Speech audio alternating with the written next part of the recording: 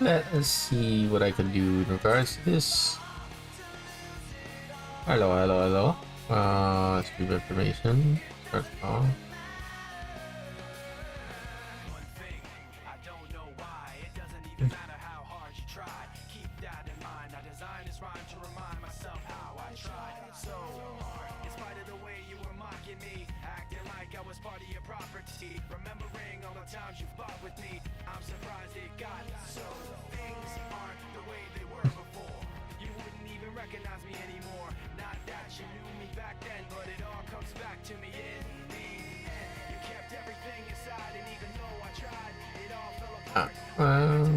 Same thing, vampire thing. Alright. Premium info modified. How about this? That should be fine.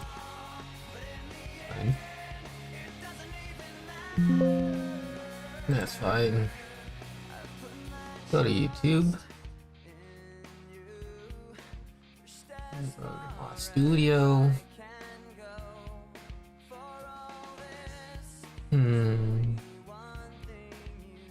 My channel. Cool.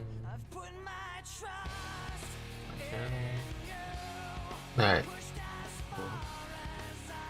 I need to change. How the hell do I change this? There you go.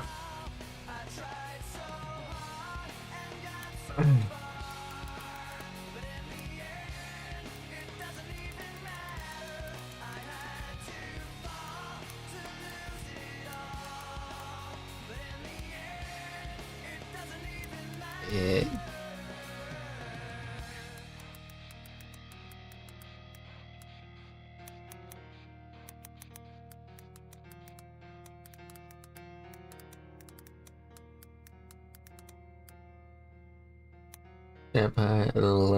Therapist.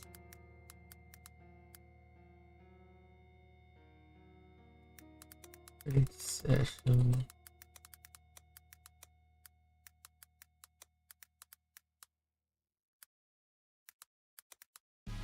Up.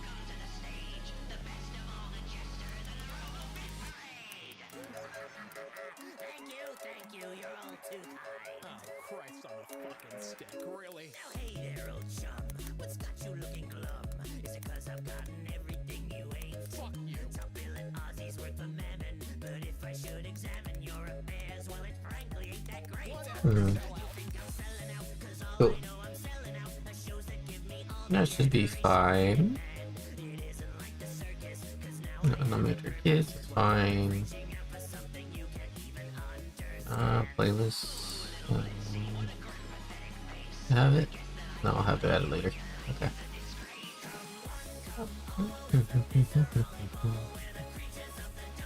Alright. Let's see how this goes. Alright. That said and done. The end. Oh shit, wait. Got.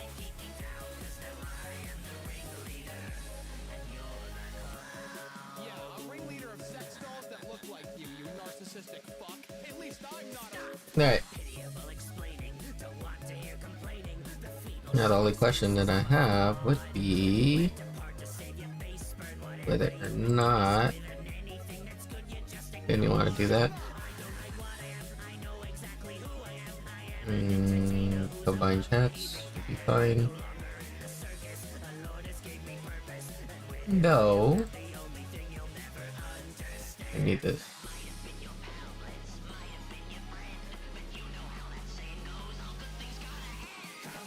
Auto find and activate.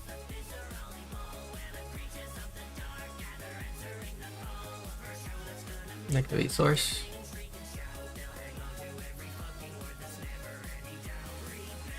Okay. It's completely fine. Hopefully I'll be able to actually see messages this time around. Actually, I could test that before I actually get started. Yes. Okay. I don't know.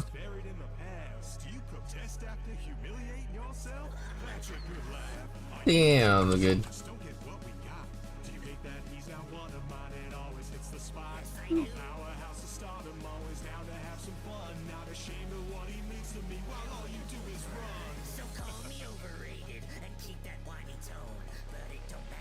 Of course.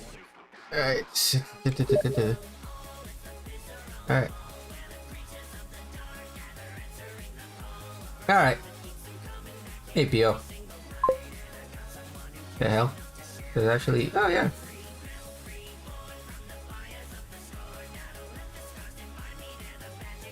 Let me in. There's actually... Yeah, makes sense. Okay.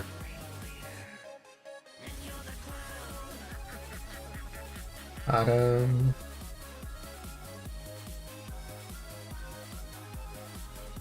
stop auto feeding it. That's fine. Okay. So it does show right there. Will it show on YouTube? I'm gonna test that real quick. I'm gonna test that real quick. Ayo. Test that real quick. Ayo. I can't quite contain or explain my evil ways or explain why. So I could see it. Good to know. Alright. Yeah, let me know if the audio is too low. Currently, I think my voice level is fine.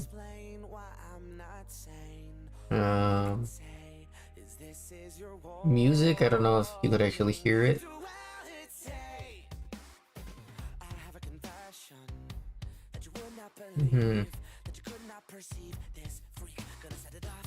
I think so. I think it should be fine. Okay. So with everything said and done, let us get started. Yeah. Oh no, not yet. It's absolute darkness right now just because I'm setting everything up. Technically I just had the talking, or what's it called? Yeah, chatting. I was just setting everything up right now. But after I pause the music, oh, which reminds me, that's probably the other reason that I'm gonna. All right. Anyways, let us get started with Vampire Therapist. You should appear right now.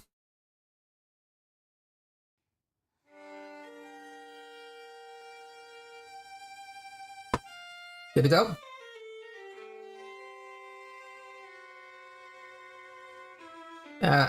Okay. That's the other thing. Okay. And the latest one that I did was on the 9th. Okay.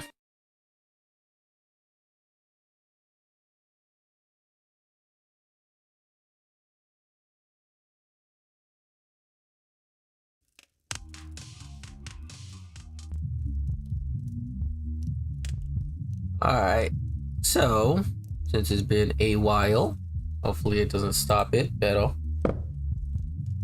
this game, we are giving vampires some therapy, and everybody's fucked up like these vampires are, but specifically these vampires, so we'll see how that goes. We are looking for cognitive distortions within the manner in which they communicate. We've had a couple of cognitive distortions, like basically, let's see, Nosferatu thinking, maybe like a live and die situation, so thinking in extremes and ignoring all the in-betweens. We stress ourselves when stakes are high, so if I can't get the best saddle, my butt's gonna break, ain't no doubt. Example being, if I don't get the best computer I can, I'm never gonna be able to play any good games. Things like that. Fucking extremes. Excuse my language. Control fallacy, the idea that we have control over everything that is going on in life. That is a umbrella branch, basically. Examples that they came up with my dark powers, vampires shall dominate the mortal world. Because fuck, like, even if they have dark powers, that doesn't mean that they could control the entire thing. Would be saying something similar to what example could I use? I'd say something like, because I have a very nice car, a lot of people will like me, when that is not true. People are gonna like you because of a nice car, but that doesn't mean that that's what they're gonna do. You do not control how other people feel. Labeling, something very commonplace, basically just giving somebody a name and making it their identity. So I missed that shot, I'm such a butterfingers. Not saying that, oh, I could make mistakes, but instead, you're a butterfinger, so you suck. You're sappy as hell. Basically, that it's not allowed. That's just who you are, and that's not great. Let's see. Kind of like if you call somebody lazy, which is something very commonplace. You're labeling them as lazy, and so they might take you into heart and just say, "Oh, I'm lazy, so I'm not gonna do anything to advance." That's basically what labeling is. Should statements is just basically saying basically a lot. Changing or making things that you want to do into things that you have to do, which takes away a lot of the joy. An example they used was, what's it called? The vampire said that he should take his girlfriend out on a date. So it's more so a duty instead of actually wanting to be with her. So it takes away the joy from those things. I'm a vampire, I should live in a castle. You're not free to have those kinds of things fully. Disqualifying positives, something that is easy to fall into, at least I could tell for sure. Basically, you convince yourself that everything that you do, the things that you do good, are outweighed by all the bad, so you should accept some of the good. So it's always good to acknowledge that you have positive traits and not just be negative. The Three Stooges just smack each other in the heads a bunch. Although I still like them,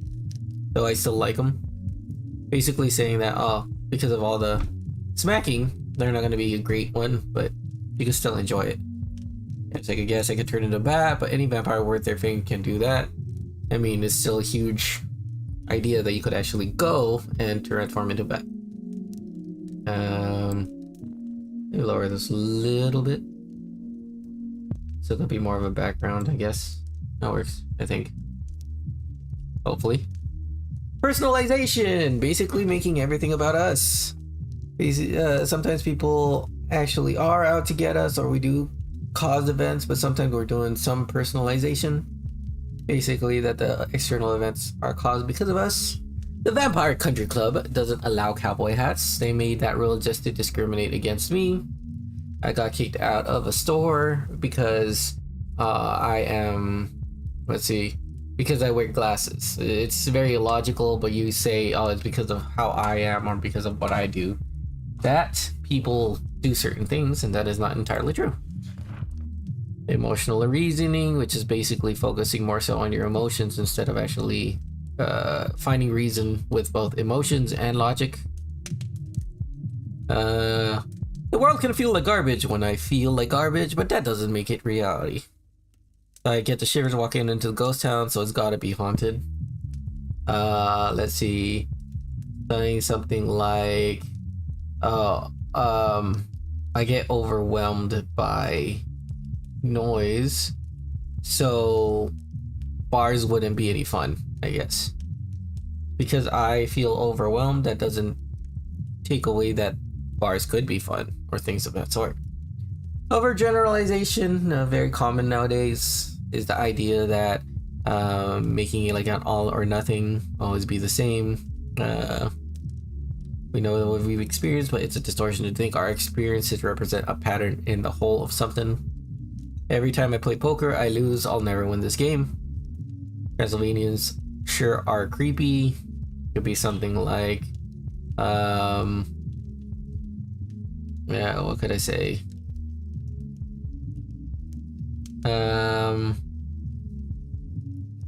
I guess I could use experiences. Every time I practice martial arts, I would lose in my competition, so I could say I'll never be great at martial arts when that is not completely true.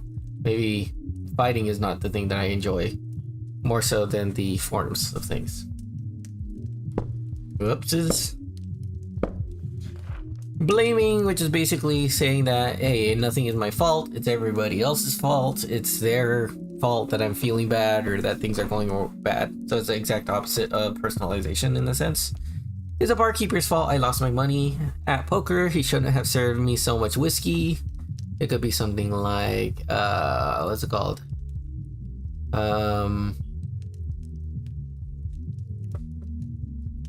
It is my best friend's fault that I did not become social, but that is not the case because I had the control of whether or not I could communicate with people.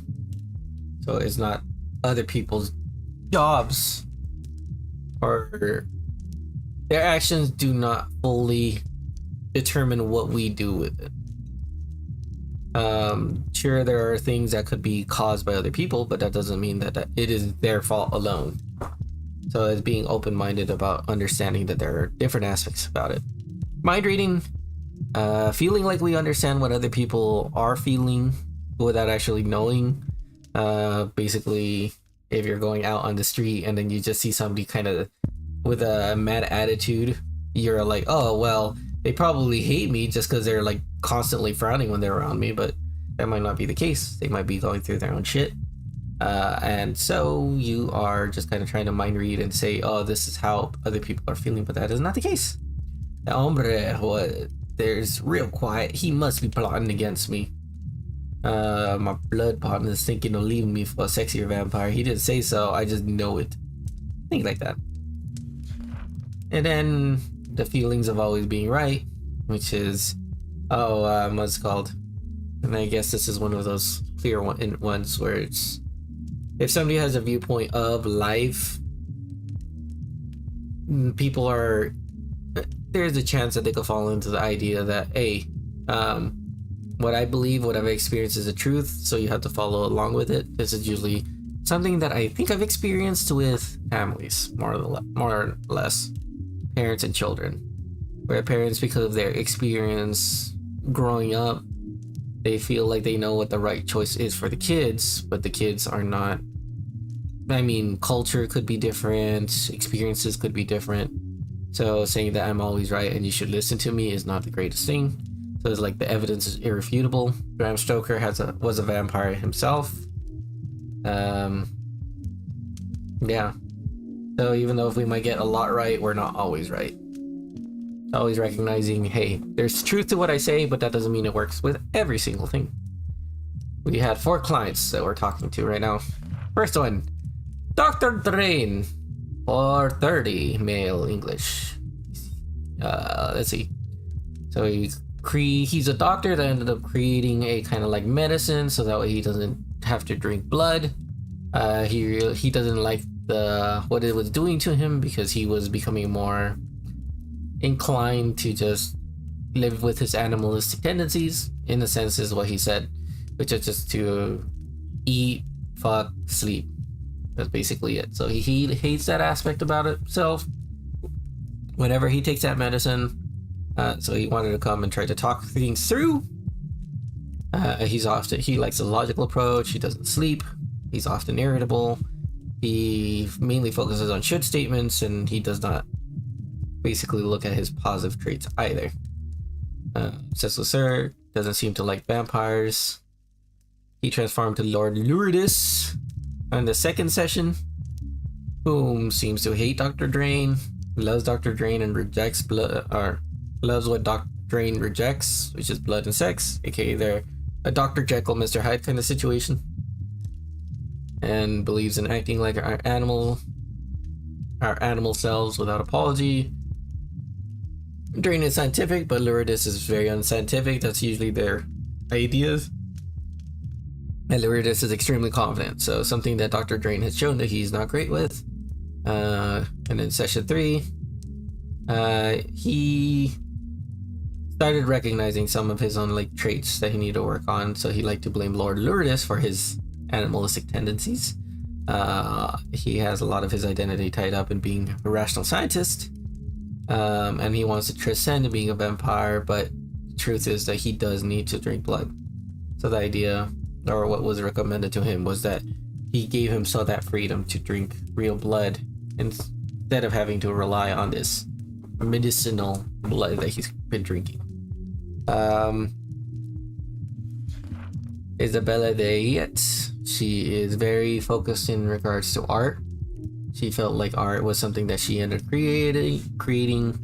She's extremely high-minded, so she acts like a noble. She's had major issues with her former husband. He thinks that men are corrupt because of her experiences. She used to be a devout Catholic, but because of things turning out the way they are, aka losing family and so on and so forth, she didn't believe anymore and has a lot of ideas of her being able to control things. So that was her issue, because she felt meaningless because modern art was meaningless because of the greatest movie of all time, Rise of the Spacewalker. Hey, wink wink. Session 2, we basically talked more about the family, about her wanting to control her family. It didn't work out, so she got more frustrated. Her husband and son were both major disappointments. She wanted her son to be a certain way, but he didn't turn out that way. Instead, he was influenced by the husband, so she compared him to the husband. She hates just the Spanish, so a group of people, but with no real reason. And she might be a little bit obsessed with her late husband's failings as a man. So we already know that there's a situation between her and her husband, because, as what happened in the following session, she loved her son, but she felt betrayed because the husband used to sleep around, and at a certain age the son was taken away and he did the same thing, so he started sleeping around. So she compared them, but she mainly just felt angry with herself that she wasn't able to control either one of them, because she was saying that it was her fault that things started changing for the worse, and that they needed to follow her ideals. So if you ever watched Encanto, imagine the grandmother in Encanto, because that's basically how she was acting. Edmund Keane, very interesting person. Very he shows symptoms of narcissism in a sense, because he's afraid of getting back into acting, because he just wants universal praise. He does not like seeing his flaws. Very self-centered.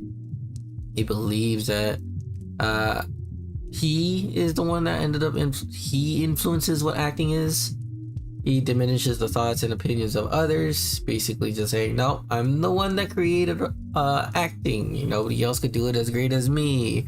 Everybody that tries are just pieces of shit. And yeah, he's a champion gaslighter. And he sees the world through a theater. Okay. And the second one, we did talk about his experience, his identity on the stage, which is basically what saved him from the streets. He was taken advantage of. He was obsessed with audiences. He disqualifies the positive of any other actors. Yeah, like I said, he suffered abuse as a kid because he was talking about how people accepted him into their life, but he had to work for it. And he was still thinking the same as he did as a kid, that the stage is always going to offer salvation. So he mainly tried to do it for other people, but recommended that he tries to do it for his own sake. And in the third session, he felt so confident because he got a new job or a new experience. He's like, I don't need therapy anymore. Fuck you. I already solved all my issues, so I don't need you anymore. You could come and watch me perform, because, I mean, everybody's gonna love me. So you'll get that benefit. But, yeah, you know what? Fuck off. And yeah, so still thinks everything is waiting for him to light up the stage. He's obsessed with his own Wikipedia. And yeah, he says he's just not gonna come back, but we'll see if that is the truth. And the final one is Metal or Medi? Yeah, Medi. There you go. Whom is a internet influencer of sorts who has a OnlyFans. And yeah, so she started feeling overwhelmed. Followers on social media and their demands. She wants to rely on them for food and dealing with mortals. She basically rarely ever gets out of the house. If not, she does kill people. She talks talks about mortals as if they're all the same. Spends a lot of time online. Creates strong one-way attachments with her followers. And needs to get outside. Bad at setting boundaries because she constantly calls. What the fuck? Calls our character, which is Sam, as her little rat, if I recall correctly. I'll double check. But yeah. So we started talking to her more about it, the real good reason for not being fond of mortals. She was basically hurt a lot when she was in the past, burned, killed. Yeah. She was abandoned by her clan after she killed her new husband. Was pillared as a witch and sounds disgusted by her followers because her followers go to the extreme, which happens. I got into more insight, how she was letting the internet affect her. There's a fallen angel out there pulling the strings. Bases her personal sorry. So she suspects it's an ancient evil that's out there in the world to kind of create it, but it's basically the system that tells you what you want to hear, and the whole internet situation. But they don't know that. So we'll keep it a secret for now. Doesn't seem to have any real friends, just focuses on the fans. She did have a group before that she absolutely loved, but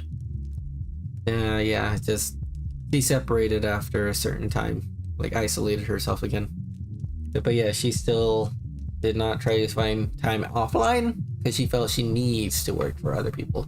But yeah, whatever this algorithm is, it sounds like a real asshole. I'm worried this thing has really got its hooks in Medi. I'll keep pushing her to value herself though. And so that is about it. Let's get started. There he is, Samuel Walls, vampire therapist extraordinaire. How are you feeling tonight? Oh, come on, Andy. I'm keeping my hat on, but that don't make me an ace therapist. No, but your progress with your clients does. I must confess, I think you are a more fitting therapist than I am. Your clients are quickly comfortable with you. I believe my clients are afraid of disappointing me. I mean, I guess I can see where that makes sense. I ain't too keen to disappoint you either. You always make that face. What face is this now? Never mind. I'm teasing you, Samuel. I understand. It can be difficult to relate to a 3,000-year-old being. But let us not spend our time talking about me. I am more curious about you. Let us start with some meditation, and we will see what arises for you. Remember your place of comfort, my friend, and remember to breathe. Life just ain't fair. There once was a man named John Muir. Maybe I should start a farm or something. Not Debella. Her blood tastes real fine. Wonder whether I could rent a horse. The bastards are unstoppable now. I deserve to be punished for what I've done. Ain't right they don't let dead folk vote. Wonder what's going on back home. Hope Reinhardt doesn't try to teach me more German. Crimson's real cute when she scrunches her nose up. I've been a real bad boy. Wonder how Edmund's doing.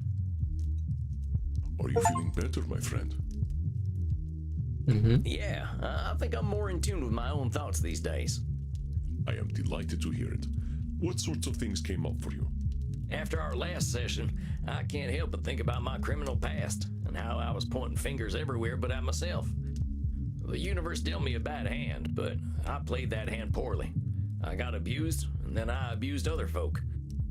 I guess that's only fair, so yeah, I can feel bad, but maybe the universe was just evening itself out. Aha. Samuel, I know that when we both have suffered and caused suffering, it is tempting to blame the fates. But this is dangerous. A sort of cosmic control fallacy. No, we're finding other types of control If we fallacies. expect that fate will reward and punish fairly, we are bound to be disappointed. Mhm. We are immortals, Samuel. We live long enough to see old grudges die, and the judgments of our generation replaced by another. So in the grand scale of time, how can any judge fairness? Dang. That's a real good point, Andy. But a depressing one, honestly. I was never a man of faith, but walking in them woods for so long, seeing so much nature, so much life and death, I started to feel a kind of flow to the universe, you know? I understand, Samuel. I am not suggesting that you deny any kind of spiritual faith you may have. It is fairness that is the fallacy.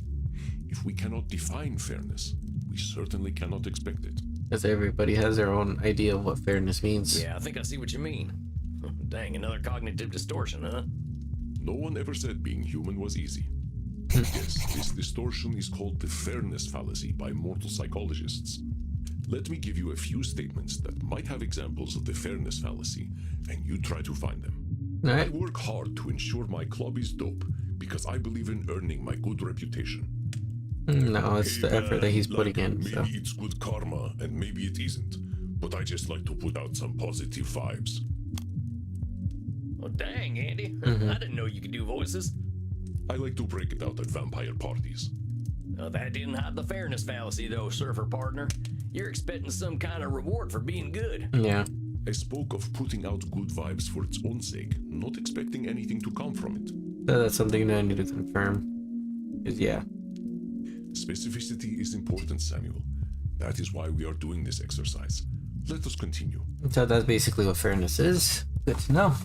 Because I had a bit confusion over it, but so be it. The great vampire banker Count Van Gelder has been an entitled prick for 6 centuries. It's only a matter of time before he gets what's coming to him. Basically expecting that because he's been acting in a bad way, like an entitled prick, he's gonna get something bad happening to him. I think I heard of this fella. He was one of them vampires pulling the inflation strings during that coronavirus thing, right? They say he caused the Great Depression back home, too. You're right that he's acting like a prick, but the universe ain't accidentally gonna make him fall on a wooden stake. Yeah. You are correct. This is a fairness fallacy and a bit of wishful thinking. And granted, it's not a bad thing, but if you determine yourself, if you make yourself feel like this is something that has to happen, that's when it becomes a problem. You really don't like this fella, huh, Andy? He is a 600-year-old investment banker. He's tried to summon demons, and even they refuse to spend time with him. Yeah, and he's ugly, too. Damn! Let But us not he- descend to his level, Samuel, Oh, sorry. for you would never reach the bottom. Why Hey, bother being kind to mortals? The universe only punishes kindness. the idea that, yeah, basically this fairness policy. If you act nice, Punishes kindness? Bad thing Well, will that happen. ain't nothing you can know, boss. Sounds like a fairness fallacy to me. Indeed, Samuel. It's the sort of thing a more nihilistic vampire might say, but such nihilism is not founded in objective reality. And nihilistic vampires are real downers at parties. At the last Blood Drinkers Ball, I ended up at the same table as Ayn Rand. I cannot imagine who decided to offer her immortality. That was my longest night in thousands of years. But well spotted, Samuel. I got all the fairness fallacies right. Indeed, you did, Samuel. You Oh, there are were just most two. adept at tracking down cognitive distortions. I got a good tracking nose, I'll tell you that. I can't tell you the incredible things I learned just being in nature for so long. Yes, you speak quite highly of this time. This is where you discovered the concept of cognitive distortions, and you said something about a flow to the universe? Oh, yeah, that. I don't know, Andy. Something about seeing so much life and death and rebirth. I think it made me start to look at things differently. It sounds as though it was a spiritual experience for you, Samuel. I think it was too. My buddy John, yeah, he showed me the way. John Muir, you probably know who he is. Yes, of course, the American naturalist. He made the entire United States agree that its nature was beautiful and worth protecting. That's John, all right. I used to call him Johnny Christ because of the way he could make you believe. He didn't like that too much, but he had a way of making people think differently. How did you meet? By the late 1800s, my hippie friends moved west. John, he was their hero. He walked and thought, and no modern comforts. We got along well. He liked that I never got tired. We usually walked in silence, appreciating nature. He'd draw, I'd write. I think it was the first man I fell in love with. I was still a young vampire then, not even a century old, thinking I was straight. Most of us need a good 100 years before we are ready to open Pandora's underwear drawer. Yeah, about that. Then you start exploring. Why are we so sexy anyway? You know what? Are there any such great vampires? Enough of this awkward. Why are we so sexy Such anyway? sexy beasts anyway, Andy. Seems even the mortals know what we're like. We are powerful, immortal beings. Our capacity to explore is something no mortal can dream of, as is our capacity to be bored. Damn. Dr. Drain might say that we have dopamine cravings that become harder to satisfy over time, and that might well be true. Like, Wait, so apology. the older we get, the hornier we get? Mm-hmm. You have an interesting future ahead of you, my friend.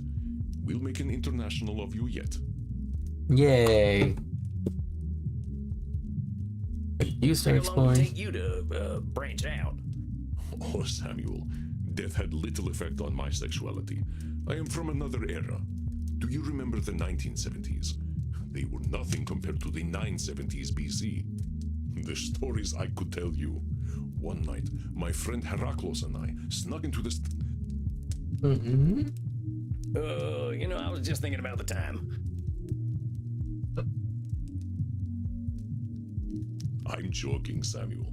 Such a thing is not for a therapist to share in a session. I just wanted to tease the American a little. Well, I think you're being real mean. Sorry.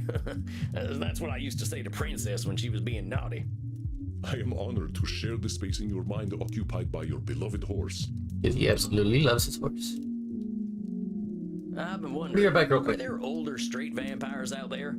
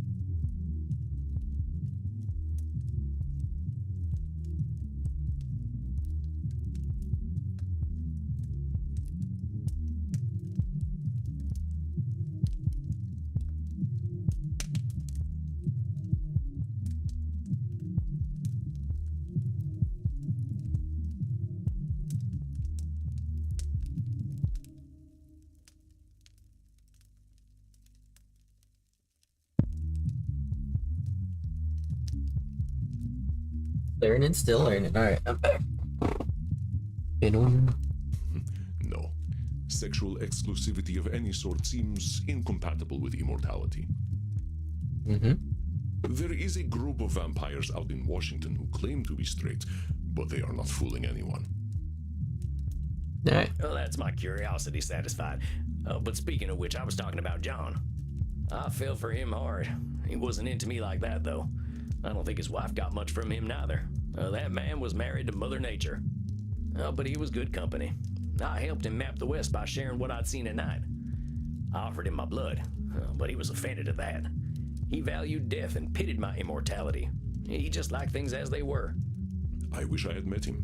His mindset aligns with accepting things without judgment, as we explore in therapy. He was an incredible fella.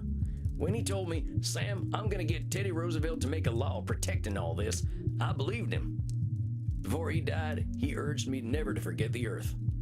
But I got busy roaming and didn't notice the wilderness shrinking. My old gang tracked me down and drove me to you. If I can't help them see another way of living, they'll destroy this planet. How is a group of gangsters going to destroy the planet? Right. Well, the mystic bastards are doing more than robbing banks and holding up trains these days. They got organized. And now they're called Sanguinius Health. They're a health insurance company, draining folks of their blood, money, and hope. Well, they're big now, too. Real big. Got friends in high places in the mortal world. Nobody knows they're vampires. I was not aware of this company. Well, they're good at keeping secrets. Even in the 1800s, we had a code language. They'd bring on the infinite dawn if it made them money. If I can't stop them, they surely will. This sounds serious, Distortion. but remember to not let your fears distort your thoughts. When we foresee only a negative end to a complex situation, this is called catastrophizing. Another extreme that colors our thinking. Meaning, maybe things are rough, but I can't see every angle, right? Yes, exactly. This is not to say your worries are overblown, but being able to imagine varied futures is useful in our decision making. Let me give you an exercise so you can identify catastrophizing. I always make sure I keep my coffin key with me when I go to sleep. It would be embarrassing to be trapped in my coffin. Would this be catastrophizing? I mean, he's talking about the worst case scenario. He's saying that he's gonna be embarrassed, so that's not really... He's planning ahead, but he's not saying that the worst case scenario is going to happen. He's just saying that that would be embarrassing for him. So I don't think that's I catastrophizing. sent my friend Bazul the Bloodborne a funny cat video, but he left it unread. He is surely plotting my demise. It's catastrophizing because he's already assuming it's going to be the worst case. That sounds How come? like a pretty strong assumption to make. Maybe Bazul the Bloodborne was busy doing a puzzle, or knitting a cape or something. You are so wholesome, Samuel. I think I know what Bazul was doing, and it was not knitting. It could have been countless things, so you are correct. It is unlikely that he has left me unread out of malice. It was a really good cat video, though. I will send it to you later. Send it you to me never too. responded Send it to that me. funny video I sent you of the horse pretending not to like carrots. That was a good one, huh? Oh, I will have to remember to examine it later. I don't think he watches any of my horse videos. I saw a rat in my club the other night. The health inspector will certainly shut us down and expose me as a vampire. He's catastrophizing because he's saying that one thing will lead to the worst case scenario, which is admitting he's a I vampire. don't think one rat showing up at your club is going to make the health inspector take you down, boss. I mean, the rats were some of the cleanest things at a few saloons I've been to. You are correct. That was some clear catastrophizing. I have not seen a rat here ever since I hired Bert. I can't say I ain't had a rat-eating phase myself. Oh no, Bert eats everything. He's kind of like a vampire goat. I do not know how he does it. Basically, Bert is the dude that's just the bouncer of the club. I guess Bert could eat the health inspector, too. I think they know better than to get too close. Oh no, I am trapped outside during the day, and it is the middle of summer. I shall burn to ashes. Catastrophizing. So technically he's a vampire, so it would kind of happen. If I put catastrophizing, it's going to be one of those tricky things where as vampires they will burn to ashes.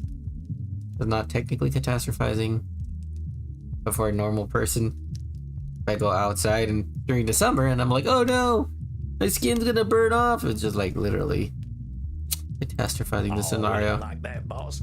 Getting trapped outside on a sunny day ain't Thought gonna so. turn you to ashes. How long have you been a vampire, Samuel? Had a feeling. 220 years? Do not stand in the sun, Samuel. Yes, sir. When Yeah. I DJ downstairs, I must ensure that I do not wait too long to drop the beat, or my patrons will think I am a terrible club owner and leave. Just because of the music, everybody will decide he'll No, leave. boss. I don't think anyone's gonna get all that worked up about dropping a beat. That's gotta be catastrophizing. You are correct, Samuel. I am sure they will forgive me. Though, I do not let the beat drop too late or too early, but precisely when I mean to. As all right things there, must be. Gandalf. Who is Gandalf? Never mind. I think I get what catastrophizing is now. It's just hard to see other angles when I see how powerful my ex-gang's gotten, you know? But I know them. They're just like I was. Maybe they've gotten better at being evil, but I get where it comes from now. That's why I feel this responsibility to help them. Now, I know that's a control fallacy. Maybe I can't help them, but I do want to try. Wanting to guide them out of the darkness is not a cognitive distortion, Samuel. It is a noble aim, truly. I'm just not sure I can do anything. I'd probably just make them worse. That sounds like catastrophizing to me, Samuel. I believe that you will help some and be unable to help others, or some may not be ready to be helped. Yes, it does happen. You're right. I gotta take things as they come. Just follow that flow of nature. You are doing exceptionally well, Samuel. I have seen your clients slowly changing the way they look at themselves. I don't know, Andy. Seems like there's a lot of work to do. There always is.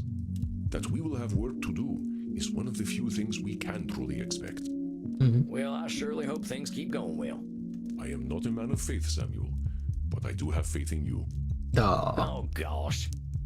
Come, let us wind down together. Perhaps you'd like to play Settlers of Wallachia with me? Wallachia. That sounds like the kind of quiet evening I'm looking for. Hell yeah. Come then. I will set up the board.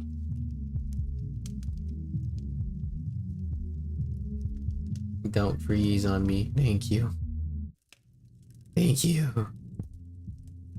Good evening, Samuel. Alright. I hope we are Get feeling started. good about tonight. Honestly, yeah. I think Dr. Drain's starting to accept himself. That's what this is all about, ain't it? Indeed, Samuel. There will always be room for self-improvement, of course.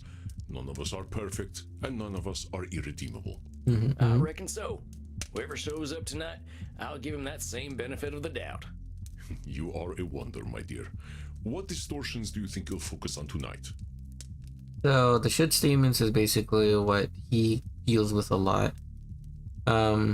He does talk about the end results often, so I would assume that would be catastrophizing, because he often looks at the negative outcomes of things.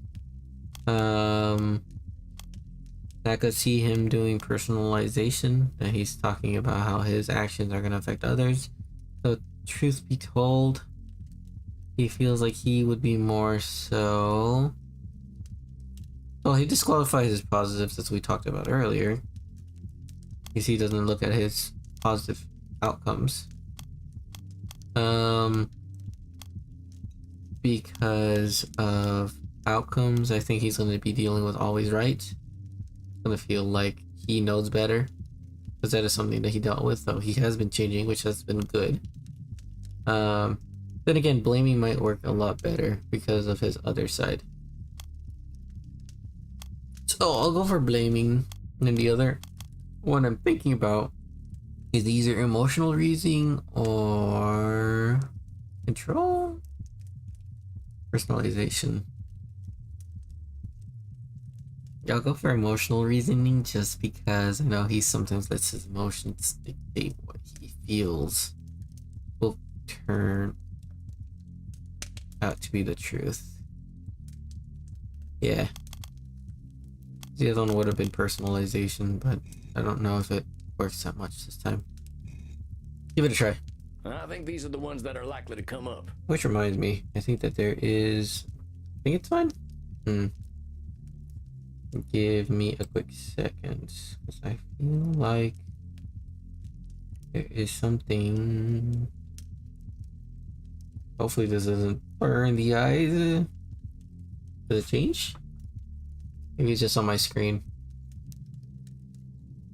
The blue light filter. Yeah. I think it's probably just on my screen. Let's see. It's better. Alright. They all do, one way or another. We are wildly irrational beings, my friend. But I will leave you to Dr. Drain. Alright, let's go. All right, I think I'm ready. Here it comes. Another thing that this game also says darling. is to not always assume.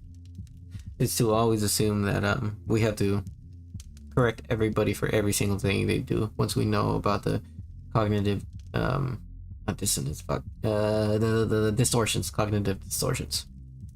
Because otherwise people are gonna feel like they're lectured all the time. So that's always an important thing to remember. Oh boy. Look, are we gonna have a civilized meeting this time, or are you gonna break them fangs out? I'm going to do exactly what I want to do. And you know what? You're going to love it, American. So lay your cares and your underpants at the door, because Lord Luridus is here to take you away. I guess Dr. Drain's back on the stuff again. Why don't you ask the little worm yourself? Oh, Doctor, your master summons you. Hello, Sam.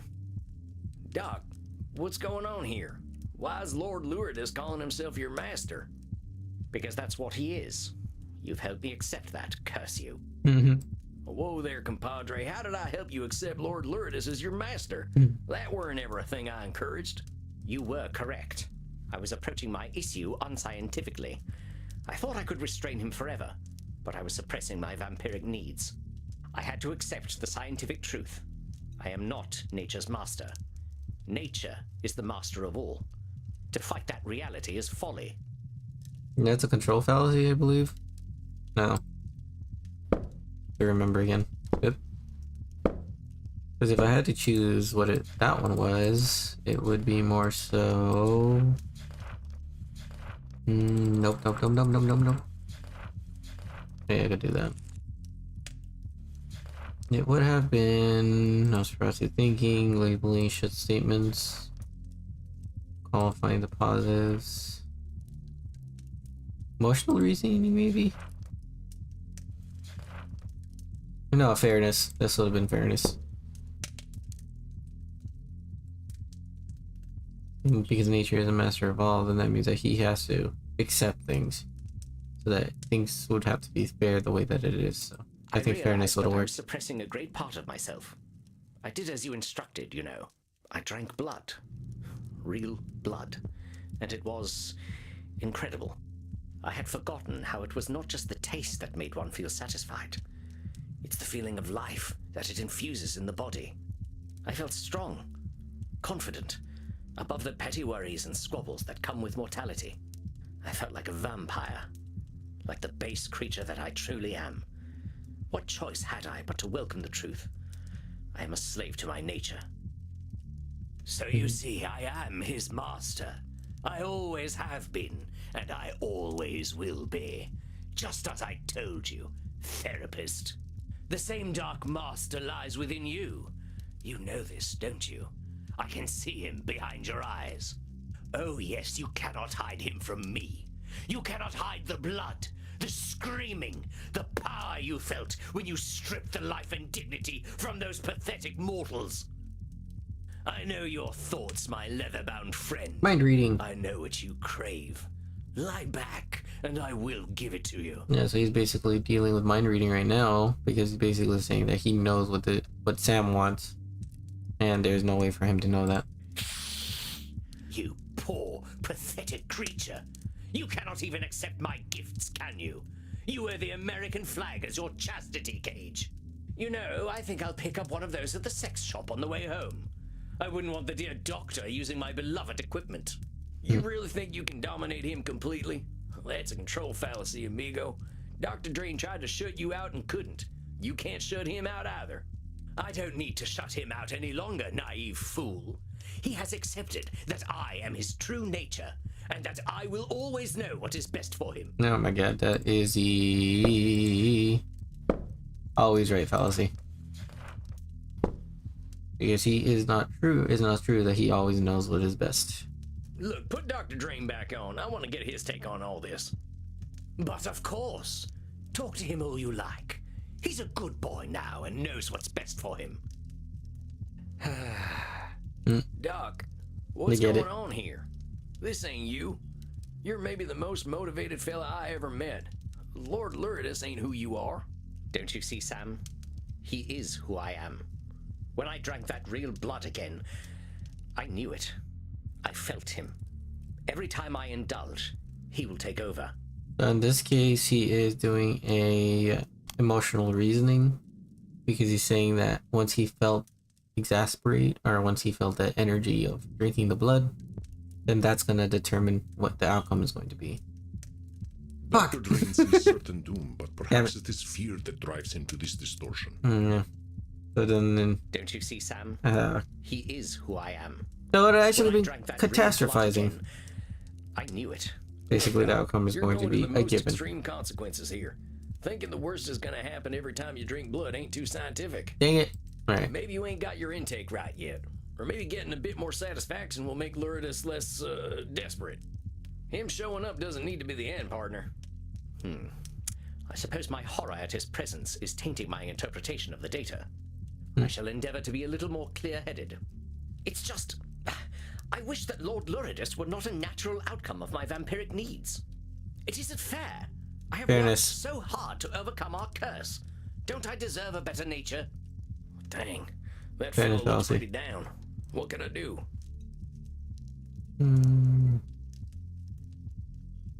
Give him some cowboyism. I gotta pass on a little cowboy wisdom here, and that is, a horse is a horse. Of course, of course. Good God. I think my brain just succumbed to age and rotted out of my head. Perfect. If that is cowboy wisdom, I shudder to imagine what cowboy ignorance is. I'm serious. Tell me, Doc, what is a horse? Equus ferus caballus, an ungulate of the family Equidae. Herbivorous perissodactyls, they... No, I didn't say classify a horse. I asked what is a horse. What do you mean, what is a horse? I'm asking just that. Don't describe it, just tell me, what's a horse? What the hell are you saying? A horse is a horse. Hey, Of course. of I'm course. sorry, when is the sunrise today? I think I should like to meet it. And what are you, Dr. Drain? I'm a vampire. Labeling himself. And a vampire is a vampire. Of course. Of course. So what would you tell a friend who's feeling bad about being a vampire? I would tell them that it is ridiculous to feel bad about what they are. Let's soften that up a little. I would tell them there is no reason to feel bad about what they are. So why don't you tell yourself that? You all right there, partner? Just give me a moment. Dr. Drain, there is no reason to feel bad about what you are. Yeehaw! Now that's what I'm talking about. Please tell me you did not just yee-haw during my breakthrough. I couldn't help it. I'm proud of you, buckaroo. Oh, yes. Dr. Drain should be very proud of who he is. You forget, my little gun fetishist friend. I am Dr. Drain. I am the truest part of him. And you have no idea what depravities I've been up to, what uncharted places I have explored with my tongue alone. And it's all Dr. Drain's fault. He made me feral. No, blaming. He's saying that it's his fault. That's not his choice to change. All right, Dr. Drain, I know you're in there. We gotta admit something. You're giving a little too much blame to Lord Luridus here. You can control this guy, but because you're blaming him, you're giving him a pass to be depraved. Oh, that's not why he gives me a pass, darling. It's because he loves depravity. The murderous little pervert can't wait for me to take over. I should be so proud of how filthy he is. You know why he loves it when I take over? Because it feels good. He knows that because he feels that delicious blood euphoria. It is because that is what he is meant to feel. Emotional reasoning. Nah, Yep. come on now. That's not how Because a he feels scientist thinks. something. You're talking bullshit. Because he's feeling good, that means that is the best outcome, which is not There's peace. lots of stuff that feels good, but it ain't good for us if we indulge too much. Like the soft drinks. Like I American am blood. It at mostly fault tastes for like that. high fructose corn syrup anyway. Yep. Nauseating. All right, case in point. A little sweetness is good. Too much will make our blood coagulate. True. Oh, well done. You have logicked away my cognitive distortion. Now I am free to worship Jesus Christ, praise his sexy name. No, Perfect. you unfuckable wretch. Dr. Drain should not be proud of me. I'm sick. I'm twisted. He's labeling I'm a himself. filthy motherfucker. Or I would be, if she weren't long dead. Actually, I wonder where old Mum is buried. Nah, so basically, it's someone that You told know, him he these kind thinks of his things. mother died of old age. But you know what I think? I think she died of shame. Because she knew I was her real son all along. Mind reading. Oh, admit it. You know what Dr. Drain is. No matter how great a scientist he may be, Dr. Drain is a creature of pure shame. That is the essence of his being. That is what makes me so strong. He's disqualifying all the good things about himself as a person. He's just constantly saying that he is the worst kind of person, which is not his entire being. He does good things as well. I ain't gonna deny our man Dr. Drain is feeling a lot of shame, but that don't define him. He's Yep. lots of things. He's dang smart, incredibly knowledgeable fella. He's pretty funny sometimes. Got that real British type of humor. And he's real determined. I ain't never seen anyone work toward a goal like him. He's a hell of a lot more than shame. Alright, I gotta check something too. He fucked up. Alright.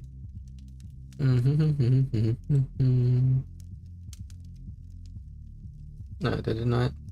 Oh my god. Oh my god. Didn't work.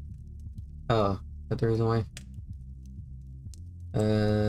Give me a second. Give me a second. Give me a second. Where the fuck? It's not that. I am making a mistake. It was. What was this thing? Está. Lo tengo, ya sé, pero que no recuerdo.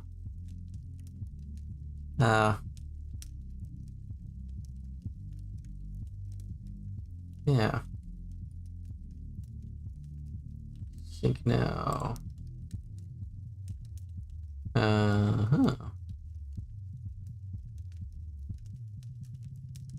Oh my goodness. Oh, what's it at?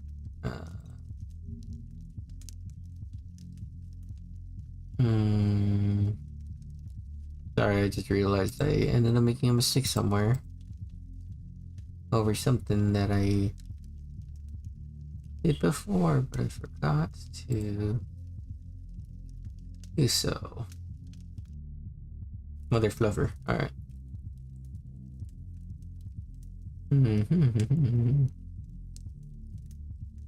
Let's see.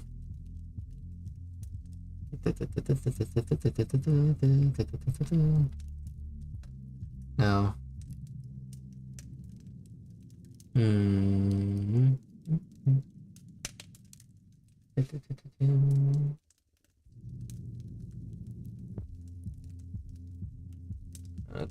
B.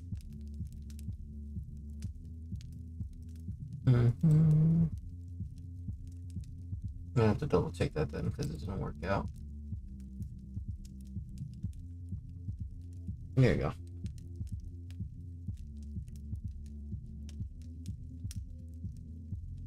It worked out. Oh. The hell?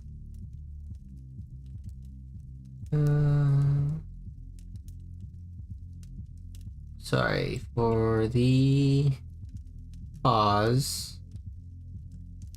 I just want to double check something because I know I am making a mistake somewhere. Sorry about that. Modify. No. No, it's not that one. Yeah. There it is. Shareable link.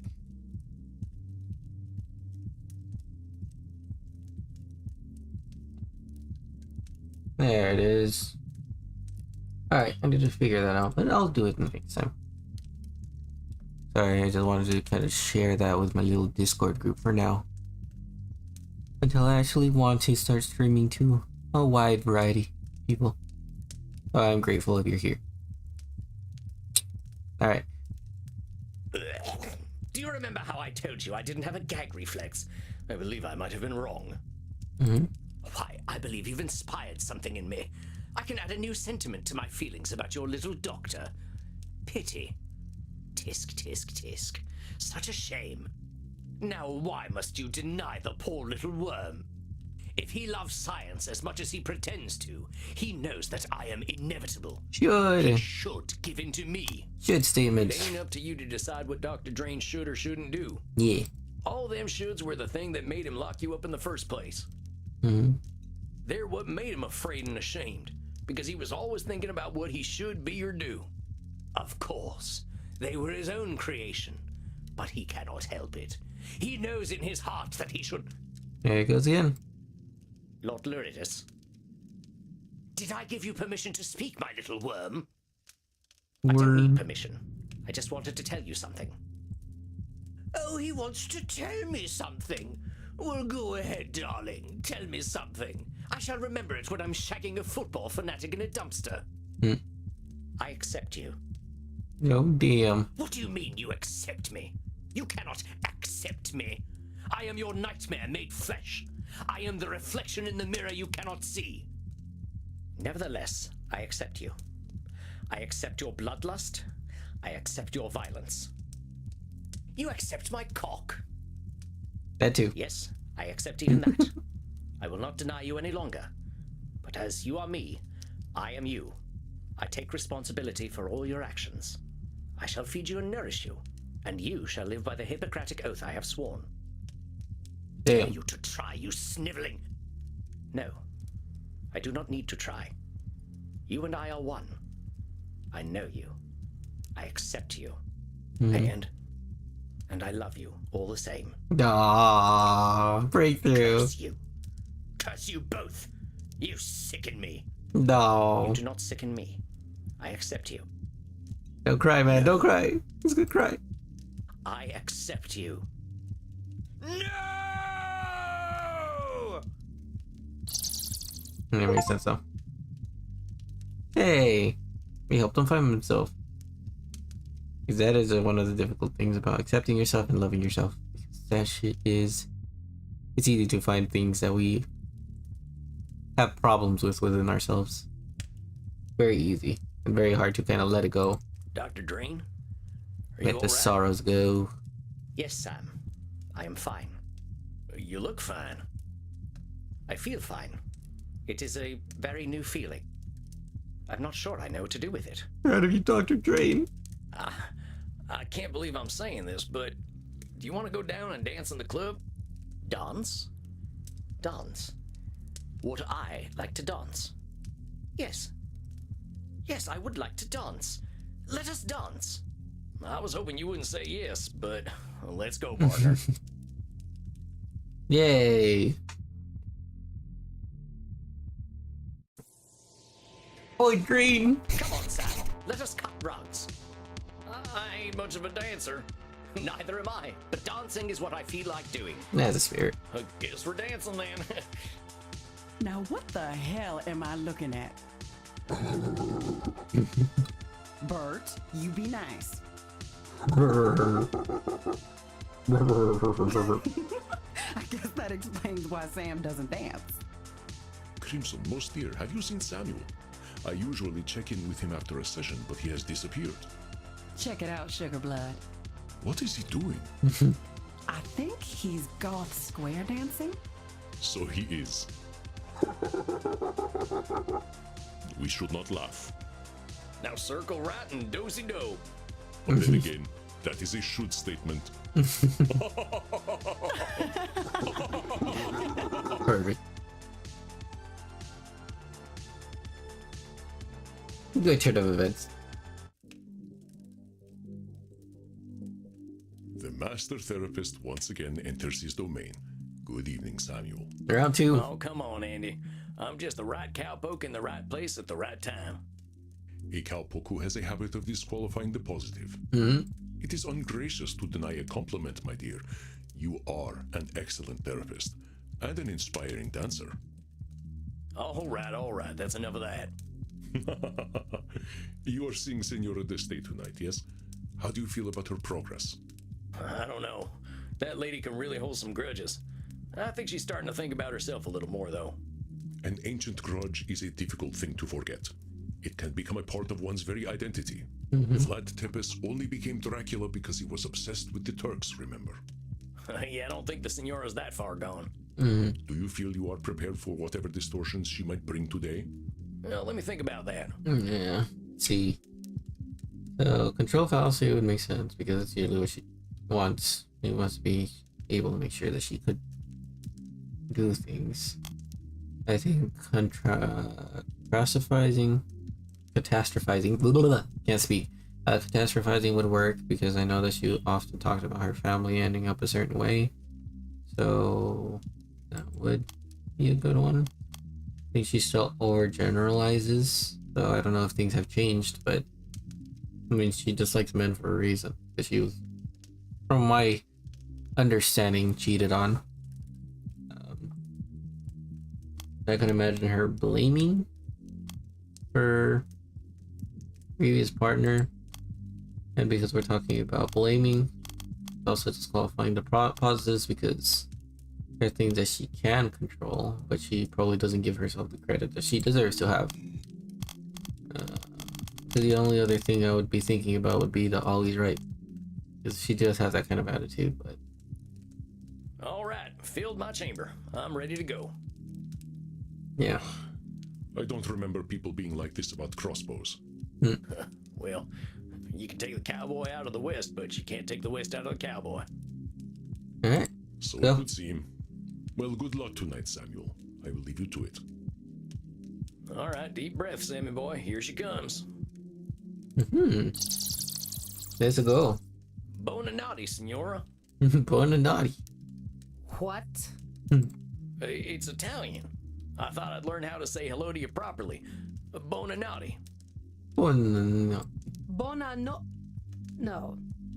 No, I cannot repeat it. I appreciate your attempt to speak in my language, but please do not attempt to do so again. Good evening. We'll do fine. Good evening, Signora. Perfect. I apologize. I am feeling delicate tonight. What's going on, Signora? The realization that I am merely a repulsive, Labeling angry herself young that way. woman becomes disappointingly clear. It weighs upon me in more than one way. Labeling herself. This can't be coming from nowhere, Signora. What's the deal? Last time we were talking, you seemed to be feeling pretty good. You want to know why I am disgusted with myself? Here, look. Whoa. Hello there. I know. It is terrible. I wouldn't say that at all, Signora. In fact, I think it's beautiful. I can tell you put a lot of love into this thing. It is an entirely juvenile effort. There is nothing redeemable about this rubbish. Disqualifying your positives. I think you're being a little harsh there, Signora. I ain't capable of drawing anything half that good. Good. It's clear to me you got some sense of what you're doing. I think you're focusing on your weak spots when there's a lot of good here. Per favore, look at his abdomen. What is that? It looks like an insect's thorax. Well, you might have been a little indulgent with the abs, but there's nothing wrong with a little indulgence. I call it style. It's a style. And I call it trash. No. Believe me, Signora, I know horses. You're a heck of an artist. Then why do I feel nothing but shame when I look upon it? If I feel nothing but disgust, then it is disgusting.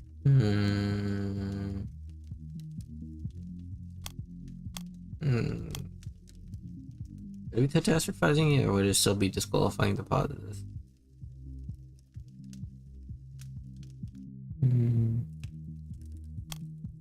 They would probably be catastrophizing, because if we're talking about all of them being possible options, then she's saying that the outcome is going to be horrible just because she feels nothing about it. But Isabella's feeling does not create objective truth. yeah. I find her centaur rather adorable, for instance. Then why do I feel nothing but shame when I look upon it? If I feel nothing but 'Cause it's disgust, not then over it generally. is disgusting. But it's all or nothing. Signora, that's letting your good make up reality. Thing. You look at this piece of art and see trash because that's how you're feeling. How come I don't think it's trash? The emotional reasoning could have probably worked Oh, too. dear Sam. I mean this in the kindest way I can, but you are an asino. Nasino. I'm guessing that ain't a good thing. It is a donkey. Nice. Well, Well, that don't seem too kind to me. My opinions don't count. In this case, no, because I am never wrong about art. know it all. Alright. Always Don't right, judge fallacy. your art based on how you alone feel. Feelings ain't reality, and someone else is always going to have another opinion. You are indeed correct, but no one will see this insult to Chiron. Now, what the heck did you go and do that for, Signora? I did what one should do with garbage. It is better that the world never see such horrors. Yeah, okay, that is catastrophizing. Yeah. Again, Isabella expects and demands perfection of herself, a most unrealistic standard. Alright. I did what one should do with garbage. It is better that the world never see such horrors. So it'd still be disqualifying the positive, I guess. Signora, if you think there's nothing good about this piece, I think you need a vampire optometrist more than a vampire therapist. Ew. Yeah, maybe it ain't your idea of perfect, but heck, what is? If you This wanna feels see like real going to horror, school ask me to and draw going like, anything hey, other than my can't gun. always be C, right? I mean, what are you really looking for here, Senora? You looking to bring this fella to life with your brush? You think if you don't produce something completely perfect, it's garbage? Yes. I apply the same standards to myself as I do to everyone else. Leonardo da Vinci once painted an illustration of my city of Mantua for me. It was beautiful. Leonardo had a mastery over art that modern mortals will never understand. But it was full of imperfections. The shape of one of the windows was wrong.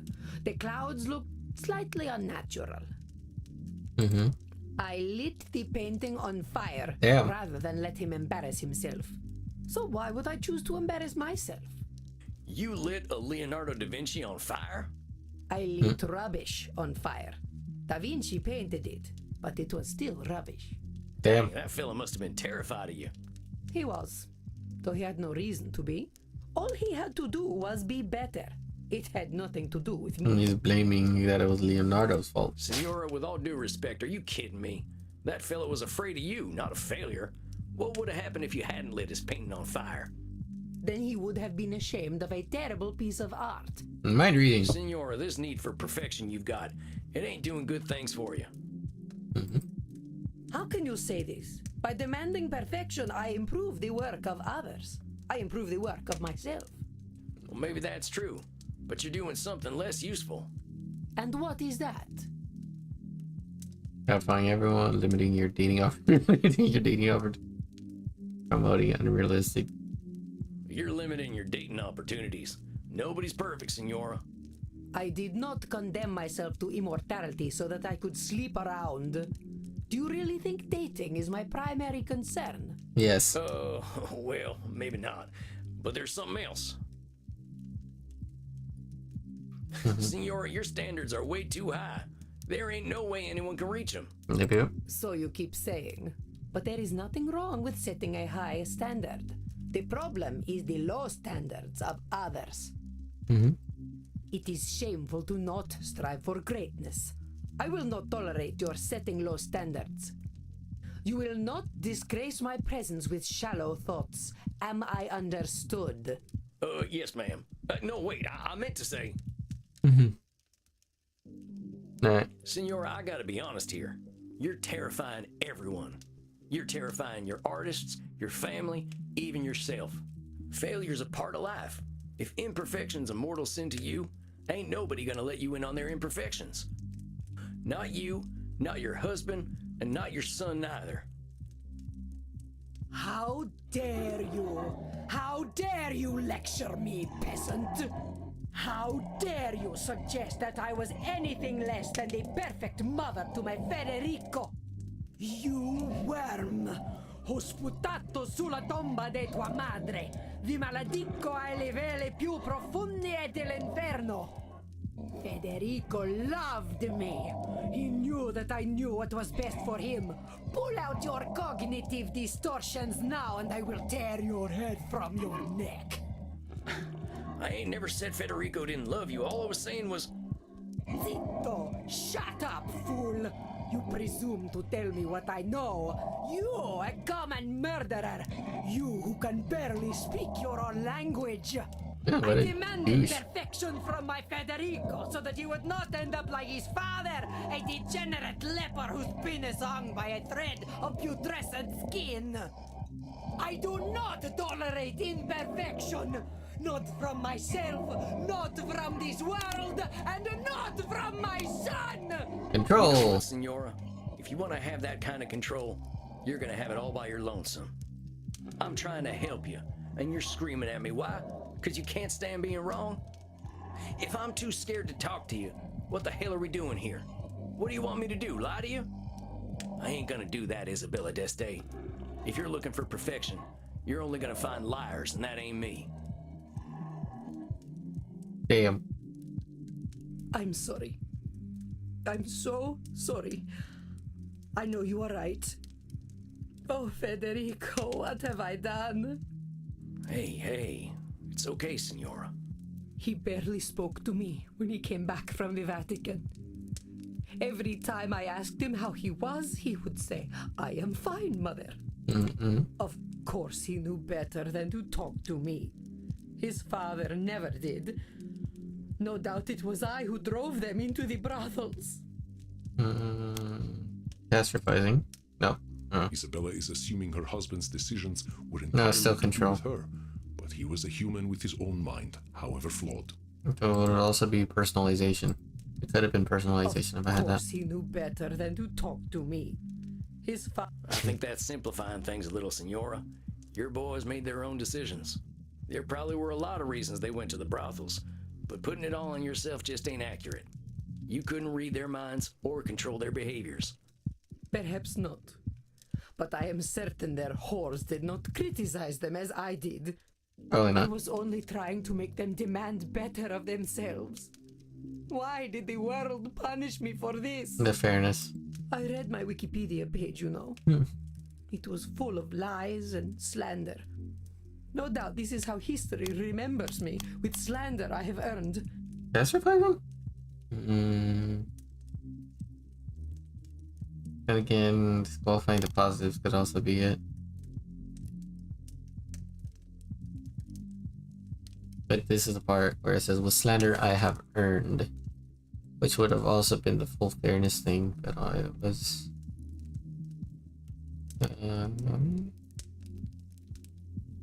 my god. I don't know why I'm having a brain fart right now. No doubt this is how history remembers me. Slander I have earned.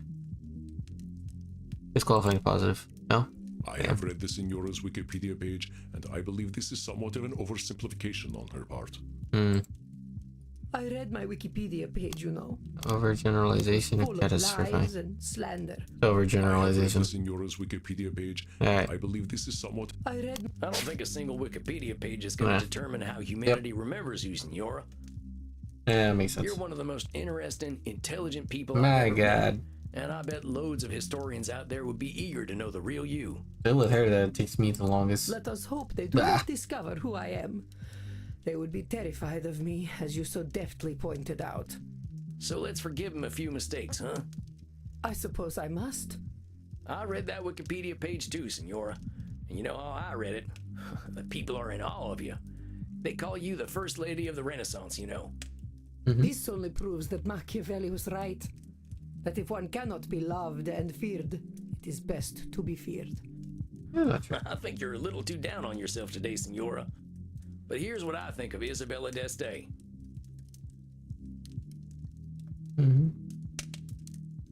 Think you look great. Pardon me for saying so, but I see why people were falling over themselves to paint you. Don't do this. You got grace and style such like I ain't never seen back home, not even at a fancy cotillion. Those ladies would probably kill to have your fashion sense. Yeah, ladies in therapy. Thank you for saying so, Sam. It is gratifying to know that my eye for fashion is noted. I certainly know how to wear a hat. Well, that thing looks great on you. I doubt I could wear it half as well. That is certainly true. You know what? You come off as pretty harsh. I think we can agree on that. But you're a caring person. You want the best for the people you care about, no matter how hard it is on you. You literally gave your life to care for your family. No one has ever called me a caring person before. Am I wrong? Going through death for family seems like you care a lot. A little too much, perhaps. Yeah. I ain't gonna disagree with you there. You are so dang smart, Signora. I don't think people these days get an education like yours, and you took it seriously. You know about art, music, philosophy, religion. Of course, I know much about physics, biology, and mathematics as well. Do not think me simply a woman of the arts. See what I mean?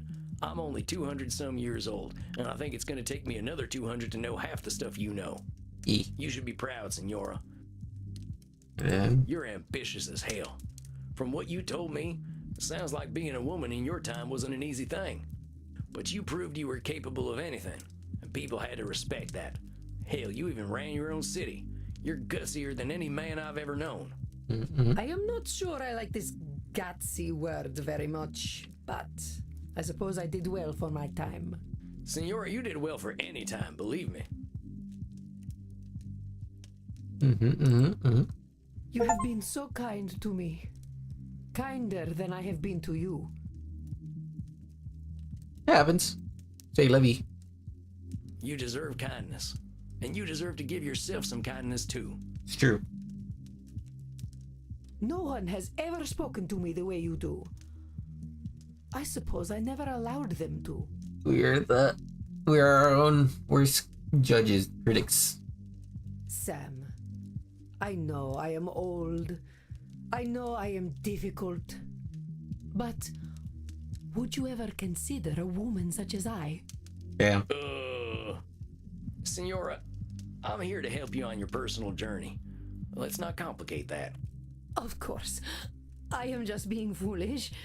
I am so used to people being afraid of me that, of course, I fall for the first person who is not. Senora, I think if you can learn to give people a little room, they're gonna adore you.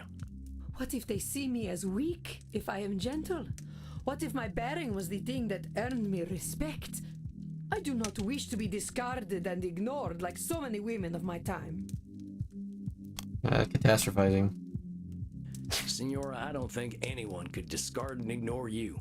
You don't exactly fade into the background, you know. Because she's thinking that the worst outcome is that she's going to be discarded like the rest of the women. Sad that it happened, but You're pulling Not back a something that little and happens. letting people make their mistakes doesn't make you weak. And it definitely ain't gonna make them discard you. I'm a pretty gentle fella. You don't think I'm weak, do you? yes. We know. No, I do not. So don't go thinking you are, alright? I'm not saying you gotta be meek, Senora. I reckon that ain't in your nature. I'm just saying to start with compassion. People are doing their best out there, and they deserve your understanding when they ain't perfect. Same goes for you. Don't go ripping up your art because it ain't perfect. Nobody's expecting that from you or anyone, not even Da Vinci. Yes, I suppose I must resign to the truth. I am powerless before inevitable imperfection. I suppose the Calvinists were right. Disqualifying the positives. She's not powerless. If Oh. Senora d'Este cannot dominate, she sees herself as having no power. I believe you told me of this distortion long ago, Samuel. Yes, I suppose I must resign to the truth. I am powerless before inevitable imperfection. I suppose the Calvinists were right. So if I told him about it before, then it's overgeneralization. Because the only other thing would be control fallacy. If Senora d'Este cannot dominate, she Why sees do I have herself so as much having problems no with power. her? Oh my god. Now don't go running in the opposite Nah. direction, Senora. That ambition Alright. comes from you. Fair enough, Not fair enough. everyone's got it. So keep striving to be better. Just I'll work give on it. yourself a little compassion when you don't meet those super high standards you got. And there ain't nothing wrong with holding other people to a high standard neither. We ain't gonna be gods, but it's good to have ideals. I believe you are Good wiser balance. than I, Sam Walls. It is most humbling. A slow horse who can still get his carrots is quicker than the ones who run past him. And then you say something like that, and I am no longer quite so humbled. Don't be humbled by me, Senora. I'm a simple man, just a more honest one these days. Look, Perfect. let's remember what brought you in here in the first place. You saw that Space Wars movie and all its problems, right? I want to give you a challenge. I want you to find a piece of art to like. Anything. A painting, some music, a movie, heck, even a video game. And you enjoy that thing for what it is, not hate it for what it isn't. Yo. Thank you. Hey, Video Manaphy. games are not art. Do you know that, Senora? I bet there's lots of video games with redeeming value. One of my clients plays a whole bunch of them. I do not think they are for me. Well, fair enough. Just find something, and we can talk about it next time. You can use the internet. I hear it's full of lists of things people like. Very well. I will do this then. Sam, thank you for being so kind to me. Well, I'll thank you to join me in being kind to you, okay, Senora? I'll see you in a few weeks. Yes. Well then. Goodbye, Sam. I need this in order Until for we us meet to... again. Adios, Senora. Maybe. Maybe. Well, well. A confession of love from the first I lady think we of the do need it. Renaissance. Okay. Maybe that's what was going on. Yeah, okay. Got to have that on. Oh, shucks, she ain't in love with me. Not bad if I have you guys been messaging but I haven't been responding. I realize I need to have a certain social stream on. Actually be able to see what has been written. Oh my god, so yeah, that was the problem. Ah, my bad. Dang it! Oh my god, it is all my fault. It's all because of me that things ended up going so wrong. Oh my god. Shame on me. Now the world is gonna be over. My... What's it called? Not ideal. What's it called? My impact in the world is gonna be like... dirt. Nothing will ever change. It will all just get worse. Okay. Let me turn off the notifications. I did want to get like an understanding of when people texted or messaged. Wait, you guys get the Steam messages too? The heck? Let me check that real quick then. Because I don't know why. I remember I turned off the... Oh, the achievements. Okay, yeah, that's fair. I gotta learn how to change that then. Yeah, quest. Alright. In my profile? Oh yeah, it's still appearing over there then. Okay. Damn it. Notifications and... Notification on Toast. I'm not in game.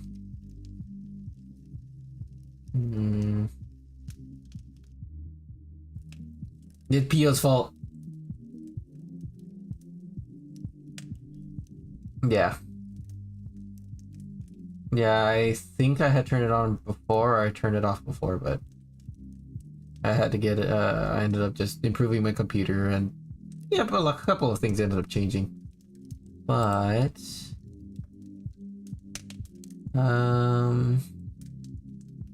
special window when I receive. No.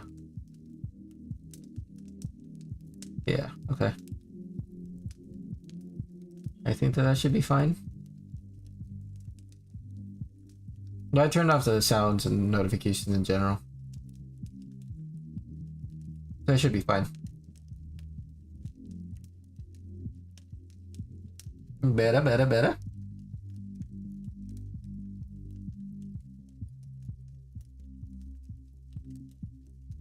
Okay. So the notifications are no longer... You guys don't hear the notifications for whenever you guys are texting anymore, correct?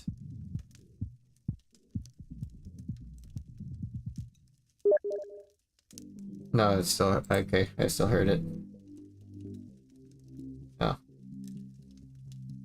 Okay, cool. It was just... Okay. So that one I will change right now as well.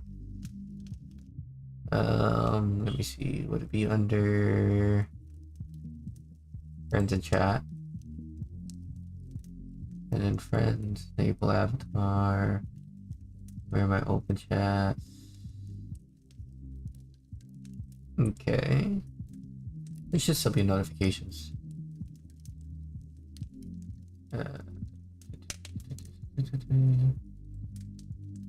Nope. Maybe I just turn off everything, then that would probably work out for the best.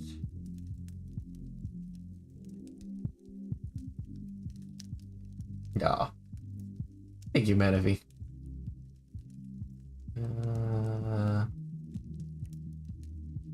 Okay. It did say when... Oh, when I'm not in game, that's the reason why. Ew. I'll change that later on. I've clicked away from the game, it probably gave you the notifications regardless about the ghosts and stuff. But no, I think it should be good. PO test.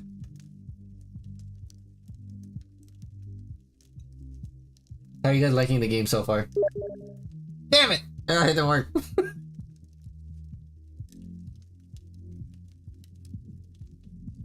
No, my god.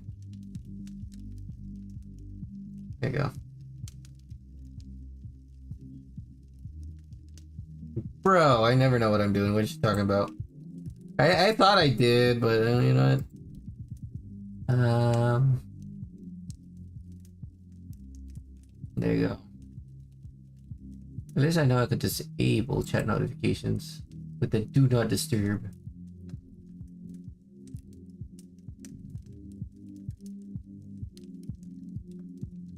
Now, spam me all you want. Huh? Yeah, they do. Surprisingly enough, I was surprised. When I first got the game, I didn't expect it to be them communicating. I honestly thought it was going to be kind of like Monster Prom or like those games where you're just going to have to like voice act and stuff. So when they started speaking and there was like no in between, so I'm like, okay, well, might as well let them talk and just talk about my rationale with what they're talking about.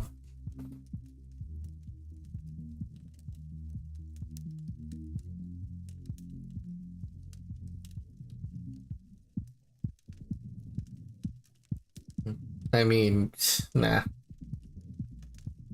It'll be interesting, and it is fun just to act like a weirdo, but you know. Ah, you're all good. No worries. But yeah. Yeah, they usually talk. It is one of those instances where... what's it called? The only time that I've ever had to talk was mainly when it was... the beginning, explaining what I've experienced so far, the different cognitive distortions that exist, and just those in-betweens. But yeah, oftentimes it's not. I don't really need to talk in this game. Yeah. But yeah, it's fun to just be weird in regards to like reading and stuff like that. That's why Monster Prom is so much fun. Especially if a lot of people are just being goofy and go like, yeah, I'm gonna give this person a voice.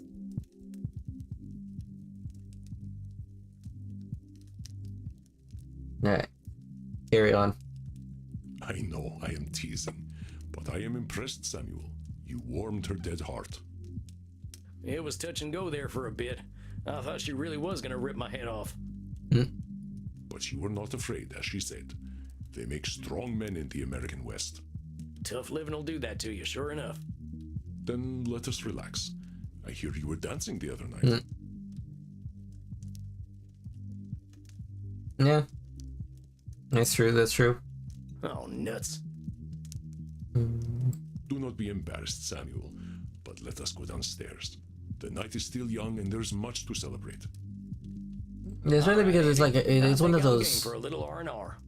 It's one of those things that it's just like whether you could take it seriously or not. And some people just kind of goof off with it, but you could tell when it starts impacting you, because once you start getting to the heavier points and the sudden shift. Oh no? Oh man. Actually, Coffee Talk. That sounded like a familiar game, but I don't think I've ever like looked into it. Something that I might look into. I have... Because the only other games that currently have in queue would be In Sound, because I heard that was some deep meanings behind that one.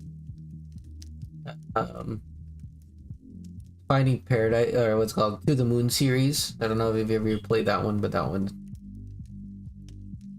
yeah, about memory and stuff. It's been really nice. Was talking. Yeah, it's fucking. They did wonderful with like the music within it. I would recommend it. There's not much gameplay to it. It's just basically moving to one room to another or just finding specific items that it kind of gives you. But the story is really nice. It explores a deep topic, and the music really does affect your emotions enough that it's really well worth kind of experiencing. I have to get back into Tavern Talk. I know Koi was playing that before, and I didn't finish that one off yet, but so good. And then Scarlet Hollow was another one. Amoria I haven't finished, but I don't know if that would be one that would play. I'd have to figure that out. Before Your Eyes is also something I'm looking forward to. And a game called Beacon Pines.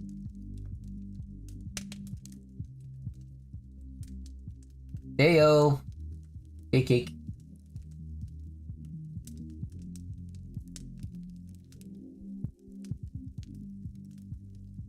Hey, welcome, welcome, welcome. Happy to have you here. Yeah, now this is, I don't know if you've ever heard of it, but vampire therapy, which is basically taking anything that we know about psychology or therapy about the cognitive distortions, basically the things we kind of do to ourselves. I don't know how much you know, so I might just be over explaining. But yeah, basically like whenever we ignore the good things that we do, or whenever we just kind of assume the worst case scenario, it focuses on all these different aspects of what people go through in the realm of vampires since they live longer, and it could kind of be overplayed. Not completely something to say you know everything about psychology just based off of this game, but it at least gives you a basic idea of psychology and what we tend to let affect us throughout our years. Yeah. And it has voice acting too, so it's just one of those things that's really nice to just kind of talk about. But I'll show you a little bit more by continuing to play the game. We already got through 2 clients, and we have 2 more to go. So, yeah. So the idea about it is just we're trying to figure out what exactly the issue that's holding them back from being happy is. Like, going back into this, the 2 that we ended up finishing was Isabella, who was a woman that lived in the Renaissance era. She absolutely loved she loved art, but after watching a movie based off of a very famous star how do I word it, Star Battalion film, yeah, she basically didn't find any purpose and hated life in a sense. But then we started discovering that she had a control issue where she always wanted to make sure that she was cheated on by her husband. So she started seeing men in a really, really negative light. And then she had a son that she absolutely loved, but he started showing some tendencies of the father whom she detested, and so she felt she failed, and then she just became basically a control freak of wanting the best, but at the same time never showing it in a proper way, expecting the people to be perfect, including herself. And so we figured out that the best way to kind of help her out was to recognize it and like let her understand that she's been harsh on herself, and she also doesn't need to be perfect. Nobody needs to be perfect, but you have to just let them be, you know? You gotta let people just make their own mistakes. You could help support them, but the more you kind of hound them on those ideals, the less happy people will become. Well, yeah. And how it will isolate you because people are gonna be fearful of trying to reach your standards, in a sense. And then the other guy was Dr. Drain, who was adamant about not being a vampire. So he tried to find a way around it by getting a like medicine that he ended up creating. But then he had a adverse effect where he wouldn't remember, kind of like alcohol, where if you drink too much and you have like those blackouts and your personality shifts. He had that kind of thing with like fake blood, and it was more so about accepting who he is and to know that there are some things that you just need that it's not bad to have. And that his other second form, his Dr. Jekyll, Mr. Hyde moment, was basically him trying to be accepting of the vampire nature and letting him have fun instead of being so stern on his other ways. But now we just have 2 more to go, which is I think that you guys will love the next guy just because of how dramatic the person seems to be, as well as a influencer of sorts that you guys will see very, very soon.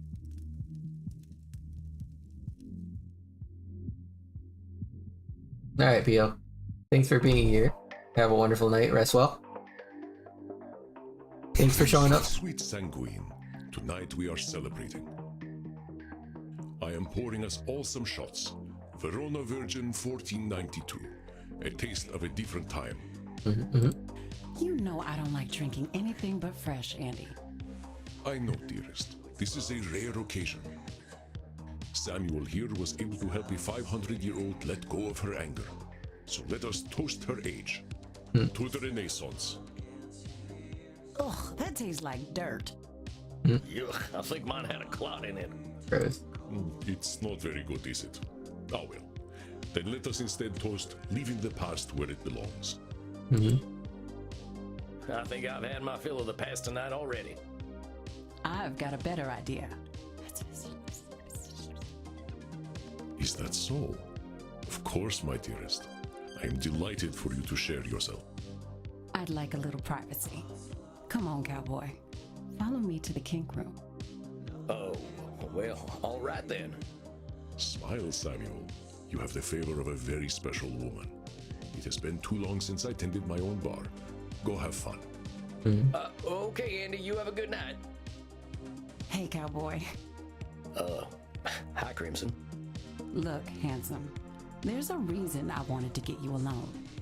Wanted to pick your brain about something. I'm hearing about all these clients of yours being stuck for hundreds of years, and I keep thinking, what if that's me? I've been half dead for 20 years. But do I want it to be 200? Have you talked to Andy about this? So the thing about her is that she is somebody that was dealing with cancer. So when she had very little time left to live, she found Andy, which is the other vampire, or our mentor, and he gave her basically his blood, so that way she could live longer, but not potent enough that she's fully a vampire.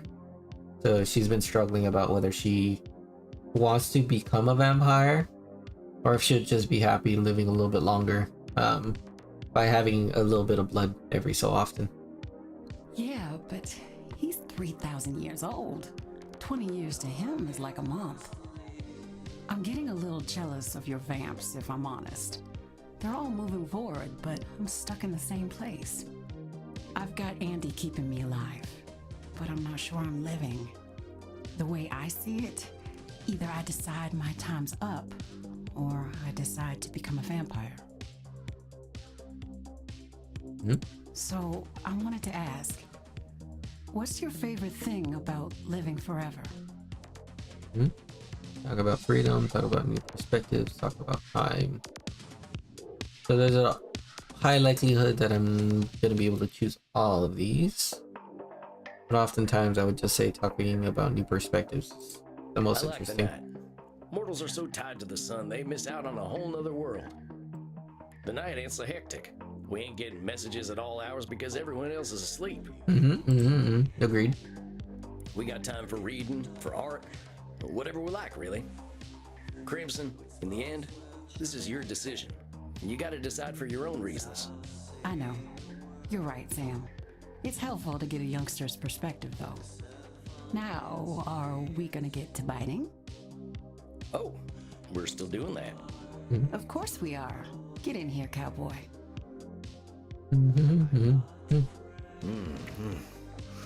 That is something else. Not bad, cowboy. But you don't need to bite. Just let your teeth sink in next time. If your partner is relaxed, they'll just slide right in. Oh, well, thanks, Crimson. I'll try to remember that. Bet you're pretty sleepy now, huh? Well, yeah, now that you mention it. Go get some sleep then, cowboy. And Sam, thank you. I'm glad you're around. Where else would I be? I'm glad to be of service, ma'am. You have a fine evening.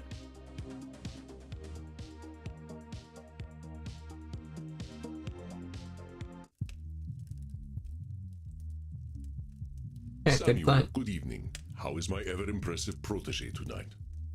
Looking forward to a night off, boss. I haven't heard from Eddie, so I was thinking about a nice hot bath. An excellent idea. A little self-care goes a long way. I do have bubble bath if you would like to borrow some. Andromachos the Mighty uses bubble bath, huh? I wouldn't have guessed. There is only one type of human who does not like bubbles. Liars? Well, I was going to say werewolves, but I suppose it is the bath part they dislike, not the bubbles. Oh, well, I ain't no liar, so I'd love some bubble bath. In fact, well, tarnation, I guess the bubble bath is postponed. Are you ready to handle Edmund's distortions? It sounds as though they will be intense. It is gonna be Let me Edmund. think real quick. So he often does personalization, basically focusing how everything is about him. He often does not really think about other people in a more positive light, so there is a huge likelihood that he's going to be blaming that people didn't like it because of him. I could imagine him catastrophizing, basically, that if he doesn't do well or whatever, then nobody's gonna ever love him. I feel like he probably will also mind read because he's going to be saying that he understands what the audience likes, which would not be the case in most cases. And he's very emotional in the sense that he doesn't try to think things through, but instead uses his attitude, so we'll go for emotional reasoning. We'll see how we go. How it I think I goes. got it. I suspect you have difficult work ahead tonight. I wish you the best of luck, Samuel. Thanks, Andy. Hold on, Sammy boy, here he comes. Alright. Hey, Eddie. Do you like my costume, Sam? It's Edmund. Well, sure. Did you come right from that production you were talking about last time? Yes. I flew right here after the performance. I had to tell you how it went. So, how did it go? You should have been there. You could have seen how the audience reacted. They loved me. Hey, well, that's fantastic, Eddie. I was a little worried when I heard you coming. I wasn't expecting you tonight. But why would you worry? You knew who I was. The great Edmund Keene. Of course the audience would love me. Oh, my dear boy. How they did laugh at the great clown Piero. Well, that's amazing, Eddie. Gave that Grimaldi fellow a run for his money, huh? Grimaldi would have never achieved as many laughs as I clearly earned. You don't sound too happy about it, Eddie. Piero is supposed to be a tragic clown, but they laughed. They just laughed and laughed and laughed. Oh, Eddie. They laughed at my heartbreak when my wife left me for a respectable man. They laughed when I held my dying child in my arms. They laughed as I succumbed to drink, damning God for not taking me.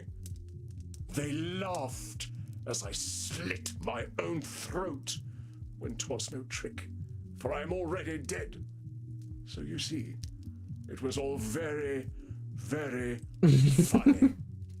Yeah, I'm glad that you noticed it because it was really, really strong from the beginning. The reason I love this guy though is just that there was one point where he was getting extremely crazy about certain things, and the best way to calm him down was just kind of treat him like a horse.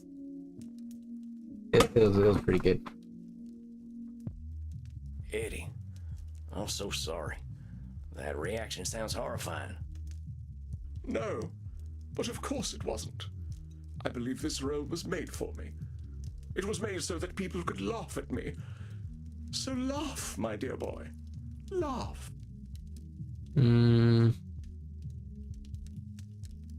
So he's personalizing in this regard because he's talking about it being set for himself. That it is him that we're going to be laughing at and not this action or the way that the character is supposed to be. And he's saying that it's all about so people could laugh at him. So he's personalizing it and saying it's about him.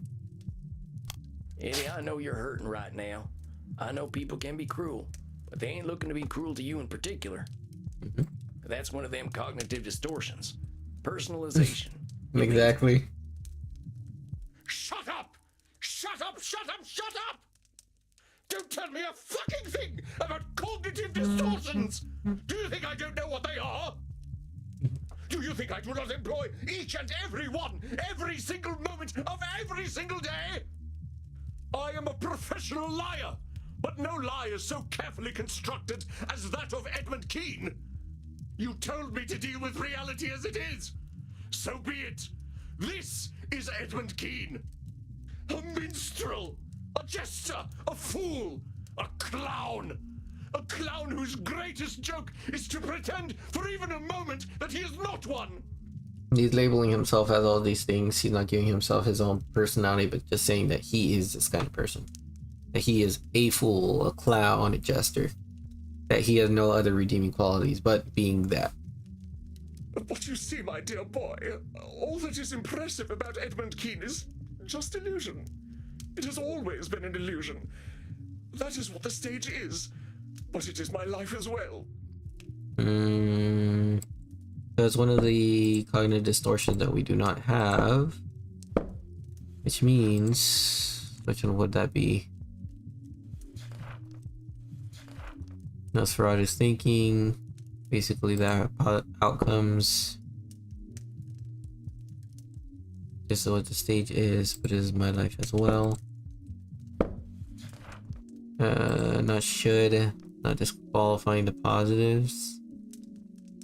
Not personalization.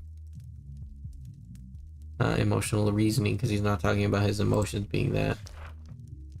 It would be more so... Do I have him? I believe it might be fairness fallacy. Because he's saying that.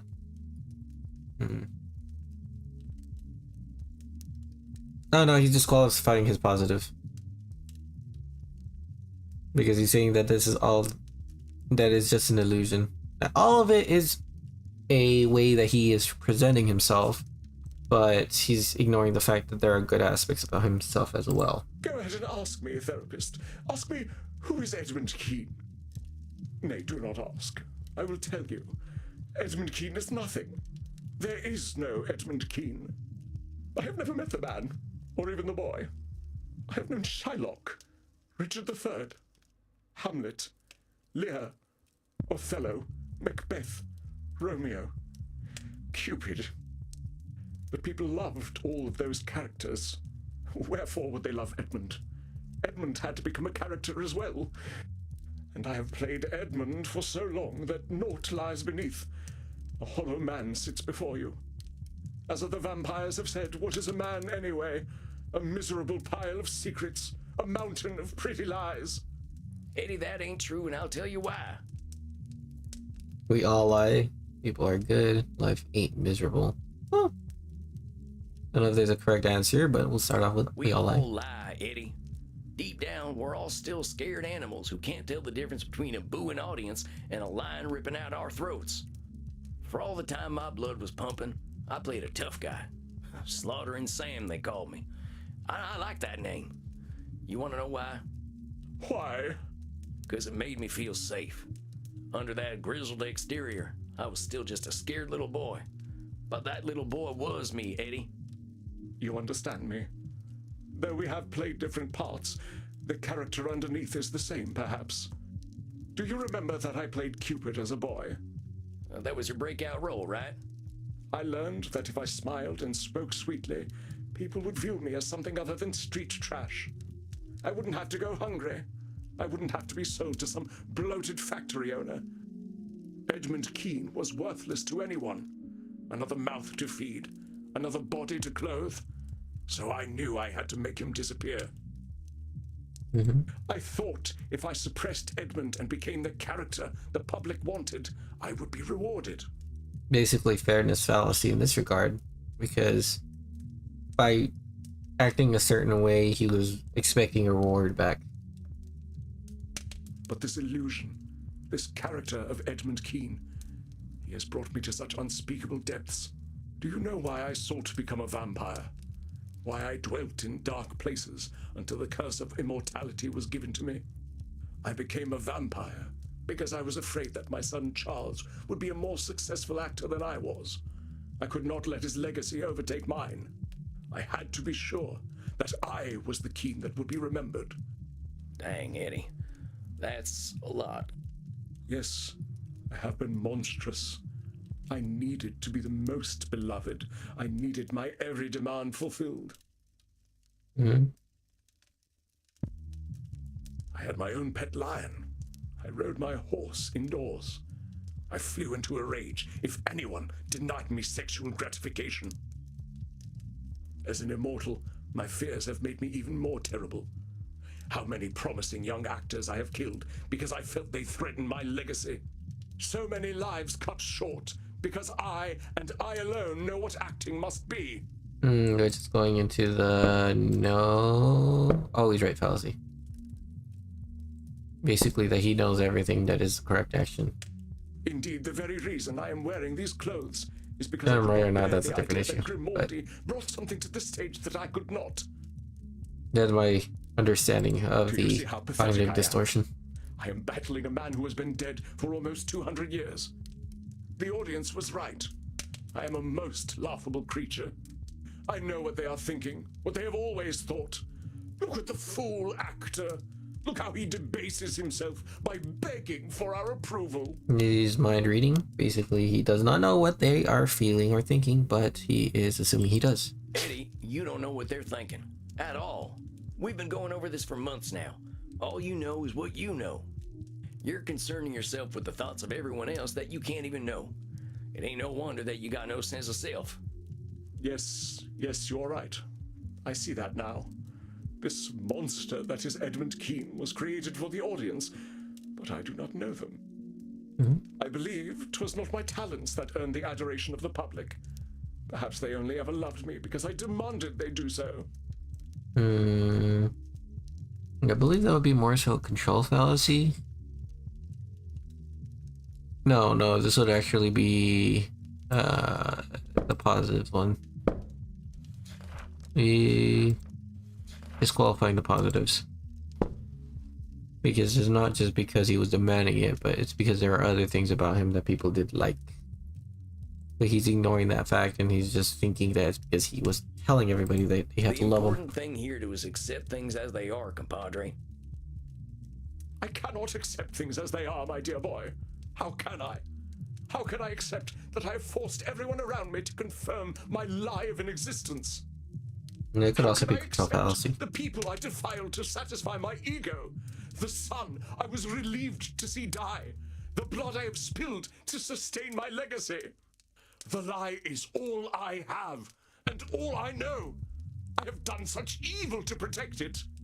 So much is my poverty of spirit, so mighty, and yet with so many defects, in the vapor of my own glory smothered. No, my dear boy, what is done cannot be now amended. The child Edmund is buried, and this grim-visaged, wretched creature is all that remains. Eddie, I ain't gonna sugarcoat it. You've done some truly awful stuff, and fear doesn't excuse the dastardly deeds you done. The shit you done ain't never going away. Yes, go on, kick me, jeer, laugh at the vicious clown, tell him what a fool he is. You ain't gonna play pity tricks on me or yourself. You acted like a lily-livered sumbitch, Eddie. I know that, because I've done some awful shit too. Because of my fear, I hurt scores of folks. Some strangers, some near and dear. And because of my fear, I pushed all that stuff down deep where no one could see it, just like you. I was too afraid to face myself. Once I didn't have a choice but to take a good look at myself, My first thought was that I deserved to go meet the sunrise, because I'm a coward too. But there's something else we've got in common in addition to acting like yellow bellies, Eddie. You know what it is? What is it? We got time, Eddie. We got time to become new people. We got time to look at ourselves honestly and say, yeah, I've been a coward, but I ain't gonna be a coward any longer. So what'll it be, Eddie? You're gonna live forever. Will you do it as a coward or as a man? I don't know how to be a man. So you're giving up then? No, I cannot maintain the facade any longer. I am revealed to myself. But Sam, I never learned to be a person. I stopped being real at 8 years old. Because he was abused, he was taken advantage of when he was younger. Or at least that was implied. I don't know for sure. Blood! Why did my fellow actors coddle me so? Why did they let me become a monster? They could have said no, but they did not. He's blaming. Eddie, you gotta own your choices. Yeah, maybe they could have given you more discipline, but they didn't make you do them things you did. It's time to own up. If you're really gonna stop lying to yourself, it starts right here. What's assigning blame to a bunch of dead folks gonna do for you anyway? But it was at least in part their fault. Who lets a child make the demands I made? We ain't focusing on the people who gave in to a kid who was too big for his britches. We're focusing on you.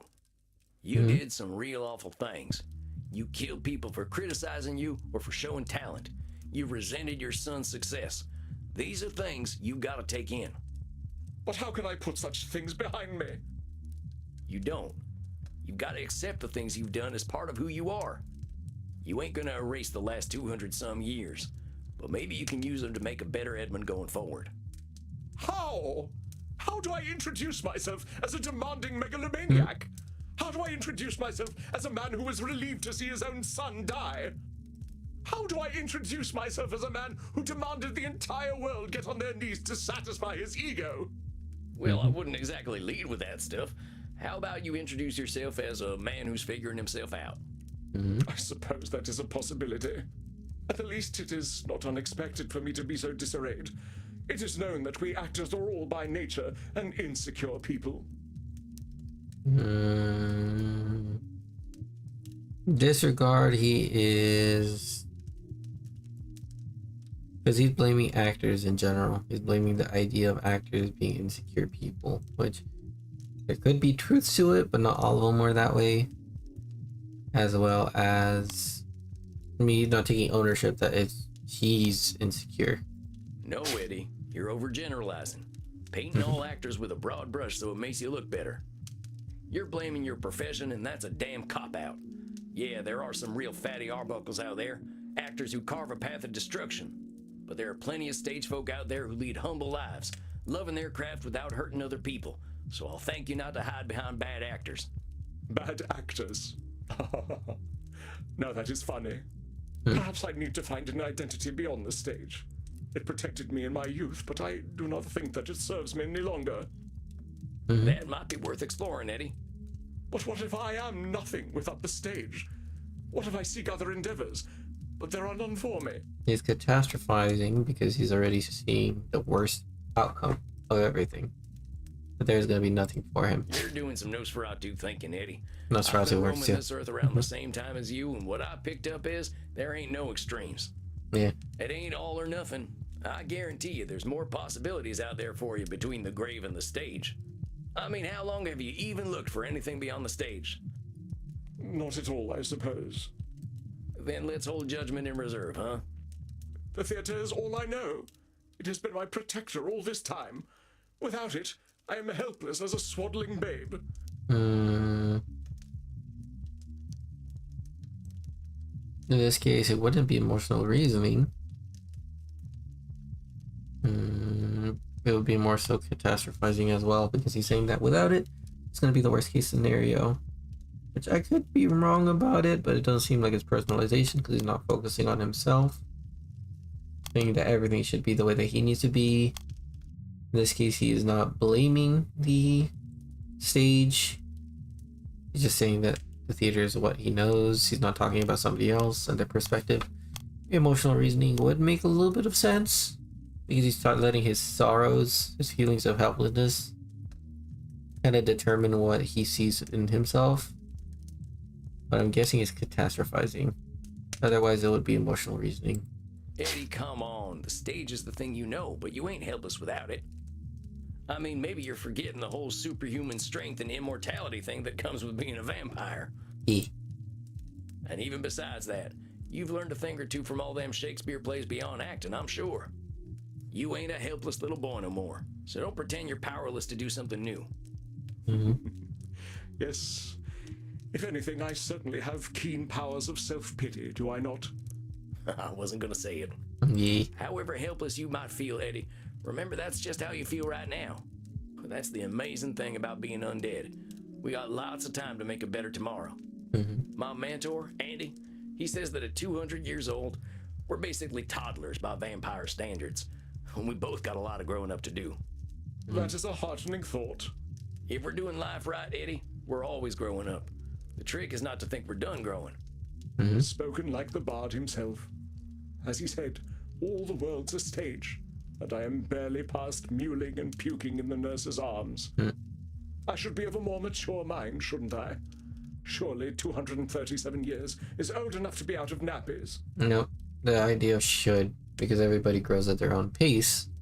So putting up the idea that you have to be this way a certain way adds more pressures and anxieties onto yourself, which does not help anybody. We got time to grow, Eddie. Let's just be glad you're a 200-year-old baby and not a 2,000-year-old baby, huh? We'd be having a real different conversation then. But growth to me seems nigh impossible. I have allowed my fear to guide my every sad-gutted action. My fear told me when I was threatened, which was always. Basically letting his fear control him, so that's more emotional reasoning than anything. So maybe this is a good chance to recognize that your feelings don't always reflect reality. Intuition and experience are real things, but your being scared doesn't mean the world's automatically scary. You're a vampire now, Eddie. You can handle yourself and take things as they are, not what your gut's telling you they are. You speak truly. I projected my fear into existence. Oft did I bring lies to life. It has not helped me. This is what I mean, Eddie. You're always in defensive mode, ready for someone to take you down. That ain't no way to live. When you're afraid of some young actor coming up and making a name for themselves, what's so scary about that anyway? I'm afraid they will erase me. I will be just another child of the rookeries, used and discarded, of no value to anyone. No history, no legacy, no record of my existence. Basically catastrophizing, because it's the worst case scenario where he does not exist. He's not somebody that is left in the history books. It's something similar to what the second one, second client ended up talking about. Their fear is of not leaving any memories behind, as I know some people deal with. But Eddie, there's loads of actors out there, all with different kinds of strengths. There's legends from every era. I'm a Buster Keaton fan myself. That fella was one of a kind, just like you were. When he was doing crazy stunts on trains, he weren't no threat to Hamlet. He was very talented. I wanted to kill him, but I never liked visiting America. Well, I'm glad you didn't. But you see that his success didn't do anything to yours. Not every threat means your doom. Perhaps my time has passed anyway. There was a time when the stage awaited Edmund Kean, but my death was the end of that time.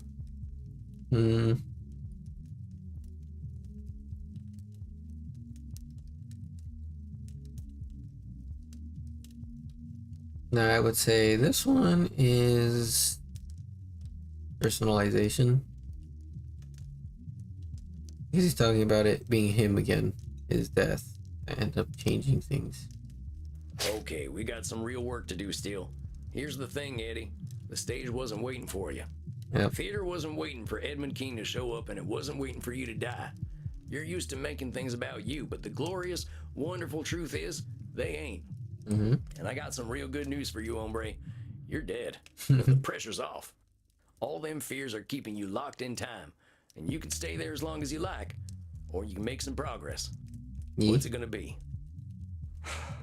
I am too much of a coward to die, so I suppose I must live. I'm glad to hear that. I believe I should go away somewhere cold and dark, where I might be alone with my thoughts. I think that's a great idea. I did the same thing, and it changed my life. Oh, well, my own life. I suppose all's well that ends well. I only hope it does. I got faith in you. As long as we're putting one foot in front of the other, that's progress. Any progress is I shall important. see you in a month then. You got it, Eddie. Take care of yourself. We'll get you out of that mewling and puking stage before you know it, okay? So it shall be. Very well. Exit Edmund Keene. Stage left. Bravo, Samuel. I was taking notes. It seems the student has become the master. Only a master of fumbling around. I knew I was taking a risk there. You were, but perhaps such risks are justified with such an extreme personality. He attempted to gaslight you, but you held fast and challenged him, sternly but fairly. You have a gentle nature. That must have been difficult. I didn't want to drive him off the edge. I just saw him close to making a breakthrough, and I didn't want him to start sinking again. Well, you can now count yourself among a very small number of therapists who have made a breakthrough with such a one. I do not count myself among them. And you let me handle Edmund? I had faith in you, Samuel. You affirmed it magnificently. Now, please, go downstairs and find a friendly neck. You deserve it. A drink sounds mighty nice right about now. You have a good night, Andy. Rest in peace, my dear friend. Let's go. That person is done. Dang, I'm a little shaken up after that one. I've never seen a man as afraid as Edmund Keene. That was tough to watch. I'm sure Crimson can lift my mood. Howdy, Crimson. What's the matter, cowboy? You look a little paler than usual. Oh, just had a real tough session. Watched a man who'd been wearing a mask for 200 years finally take it off, and it weren't pretty. Had to happen, though. The fella's got a long road ahead of him, but at least he's taking his first steps. Think this'll do the trick then? I call this a bloody cowboy martini. Shaken, not stirred. I'm Damn. proud of you, Sam. Starting over is hard, especially when you've been spinning your wheels for a long time. Well, that's the nice thing about being a vampire. We got time to start over. Cheers to that. To rebirth. It seems you walk ever in the path of the Lord, my son. Hey, Matt Mercer. Hey, Kieran. I did not mean to intrude. I noted your discomfort and wish to offer you succor in the kink room. You mind, Crimson? Not at all. Go drink your fill, cowboy. Come, my son. Now then, I heard you speak of rebirth. Yeah, it's something we vampires have to do a lot of. I was just worried about one of my clients having trouble with their rebirth. I know it is painful, my son. When we are born again, we leave a part of ourselves behind. Like the lizard who sloughs its dead skin, or the mortal who journeys into the mosh pit, we emerge purer than before. Sounds like you've got a lot of perspective on this stuff, Kieran. I know you must have questions, my son. Please, ask. Can we truly From your start over? spiritual perspective, can we ever truly start over? My son, you know the answer already. We beings of flesh and blood are also beings of judgment. However, we do not stand in judgment of mortals, but of ourselves. If you believe you have defeated your demons, then you have. Yeah, that's true. Reminds me a lot of should statements. And defeating demons is pretty badass, ain't it? Yeah. Yes, it is the demons who should fear us, my son. Did you have more questions? Ain't being reborn just rejecting who we were? I wasn't a good guy, Kieran, but I don't want to erase my dark days. My son, only in Christ do we truly receive absolution and become beings of pure light. Our darkness defines us. We cannot reject it, just as we cannot reject the Almighty. It is part of us. But do not be shamed by it, my son. Your darkness is beautiful and unique, as is your journey through the darkness. Kinda sounds like disqualifying the positive to me. Actually, it's liner notes from a metal album I'm fond of. Did you have more questions to ask? Come on, when is it time to start over? From your spiritual perspective, how How do we know when it's time for a rebirth? An hour, a week, a year, a millennium. The answer, my son, is when we are ready. Only the Lord decides when that is. The Lord giveth, and the Lord taketh away, and all is according to his will. Well, that sounds like a control fallacy, though. We can't let someone else make our decisions for us. My son, all your trials, the world you live in, they are all his work. He leads you to the truth. When he has prepared you fully, you will accept it and join him along with the dearly departed gods of metal. Did you have more questions for me, my son?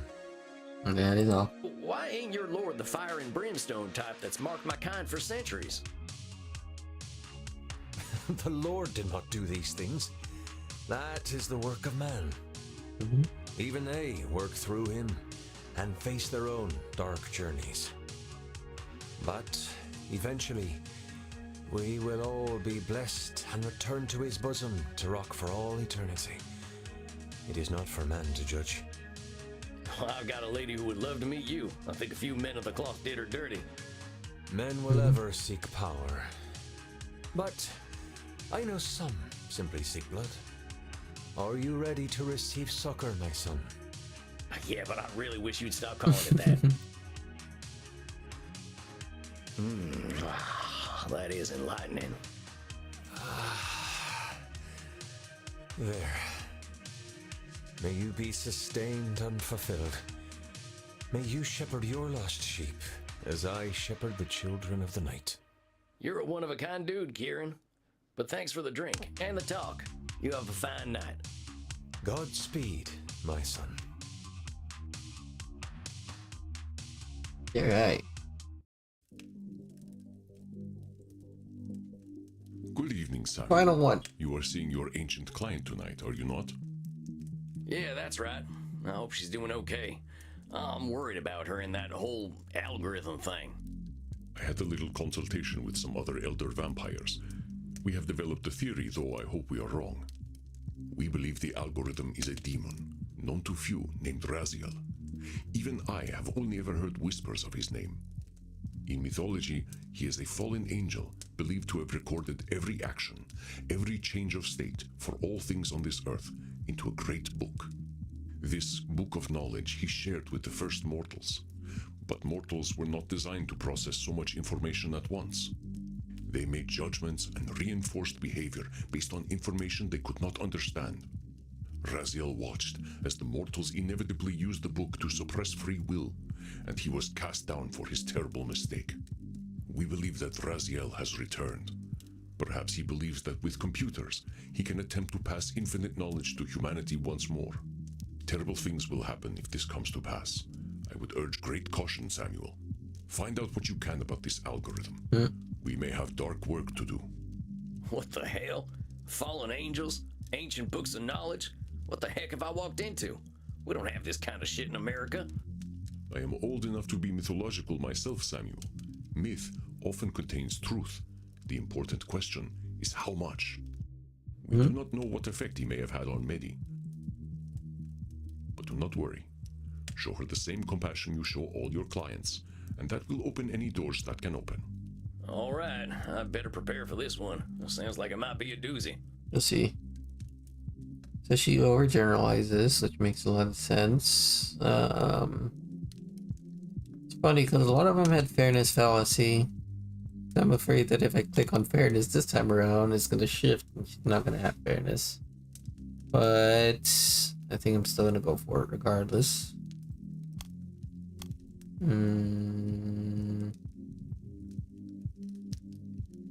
I think... Does she disqualify her positives? I know she's learning to get out of the house and she's trying to do things on her own, so maybe disqualifying the positives might be important. I'm not entirely sure. Labeling does feel like it's going to be important. Because she talks about her fans all the time and she's also going to see herself as a certain way. Because everybody saw her as a witch or whatever. I think that's going to be it. I think blaming is going to be important. I know I've been going blaming all day, but blaming feels like it works. Let's try to black and white thinking. Alright, last one. Oh, should statements. Personalization. I think should statements might work with her. What she should do stuff. No, control. She has an issue with control. I'll go for control. Angel. Greetings, little mouse. A little mouse. Maybe a control fallacy, maybe, since the whole thing. That is true. Oh yeah, you're right. Thankfully, we did go down the same path. Thankfully, I got both of those. Thanks for that help. I don't know why I noticed it really late though. I'm like, oh wait a minute. Alright, let's see how Howdy, this Mitty. goes. It's good to see you. How you feeling tonight? Not well, sweetling. Not well at all. Oh no, what's going on? I know you were feeling all stressed about your numbers on that glitch site. They doxed me. Do you know what doxing is, my whiskery friend? It's when mortals find out where you live, where you sleep, so they can hurt you. Yep. A group of vampire hunters came looking for me. They were really mean, but they're all dead now. I'm much happier. But it was very inconvenient. Now I have to move, and it is very difficult to set up my lighting to make me look alive. Dang, Maddie, I'm so sorry. That sounds awful. It's worse. I will not be able to use my computer for a week. How am I going to upload my content? My fans and zealots are so impatient. They're sure to leave me if I don't provide them with their content. So this is basically going for control. Because she does not control what they're gonna feel and how they're gonna feel about it. Because some of them are not gonna leave. Yeah. Ah, I got it wrong. Fans than I've had hot blood. I do not think they all can be so easily defined. The idea that I was going down works, but it's overgeneralization Fans then. and zealots are all so impatient. Because it's doing all. Sure That's what I should focus if I don't on. provide them with their content. Oh, and they are. So, how many of these Damn. followers and zealots have you got, Maddie?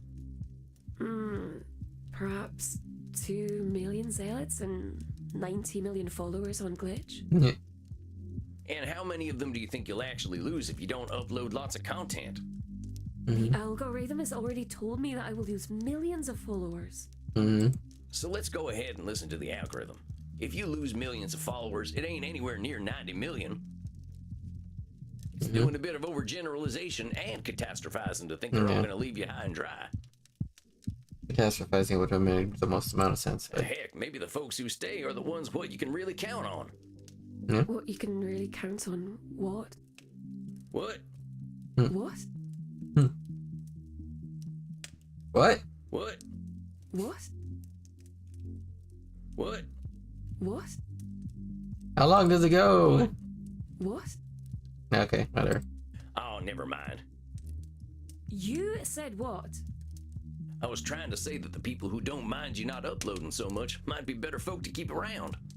It's not up to me, little mice. It's not up to them Right. either. Even the little blood bags who Exactly. love me won't get to see me if I don't provide them content.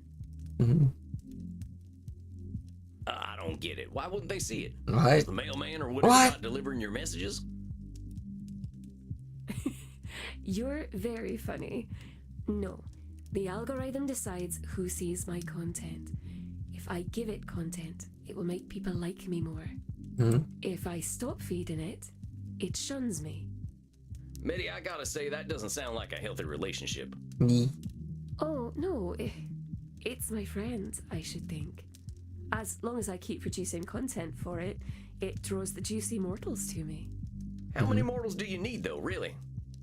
Well, if I'm to feel safe, I should like to have more of them always. Should fallacy. I gain more followers and zealots every month. I need them. One of them has agreed to let me eat him, and I'll take over his flat. They're quite useful. Well, let me ask you something. Do you actually like any of these followers or zealots? Or are they all just food or servants? What a silly question, little mouse. Of course I don't like them. I always know what they're like. You forget how old I really am. So that would be a labeling. So it would be overgeneralization. I always know what they are like. Oh, now I gotta challenge you on that, miss. I know you got a lot of followers and zealots or whatever they're called, but that don't mean you know all of them. Now, I'm sure you know a lot about mortals on them websites you're using, but that ain't all mortals, and all mortals ain't them. It's not just them, though. I told you about how they killed me. About how they plucked my eye out. Pop. Yep. I'm saying, can you know that you're always right about mortals? I wouldn't like to prove that I am. But these mortals, you're talking to them every day. You got all these folks at your beck and call. They're the people you talk to. That's right. But you don't have a real relationship with any of them? Why would I want to have a relationship with my food? You really are quite a silly whiskers. Mitty, I'm saying the only relationships you've got are with what you're calling your food. But that's what they are. They're food. Delicious, delicious food. Food that sometimes does heavy lifting and computer work, but still, food. You're labeling them as food and nothing else. With that kind of labeling, that's all they're gonna be. You're creating a prophecy for them to fulfill. Isn't that the point? I do want them to enjoy being eaten. I don't like cruelty to animals. I'm trying to say they can provide more than food, just like an animal. Yeah, they might nip at you, but they usually only do that when they're scared. Maybe you're right. Well, the vampire hunters certainly were very afraid when I pulled their intestines out. Well, it's just intestines. They're not very scary. Matey, it sounds like you're in a bit of a codependent relationship with your food, and maybe with this algorithm fella. Oh, but it's not a fellow. And it's not a lady either. That reminds me. I don't know if you've ever played the game. What was it? Streamer Overload? What was it called?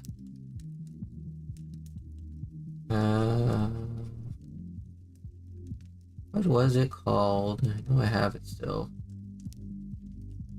Maybe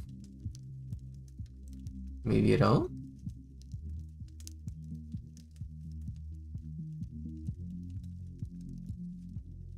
Needy Streamer Overload.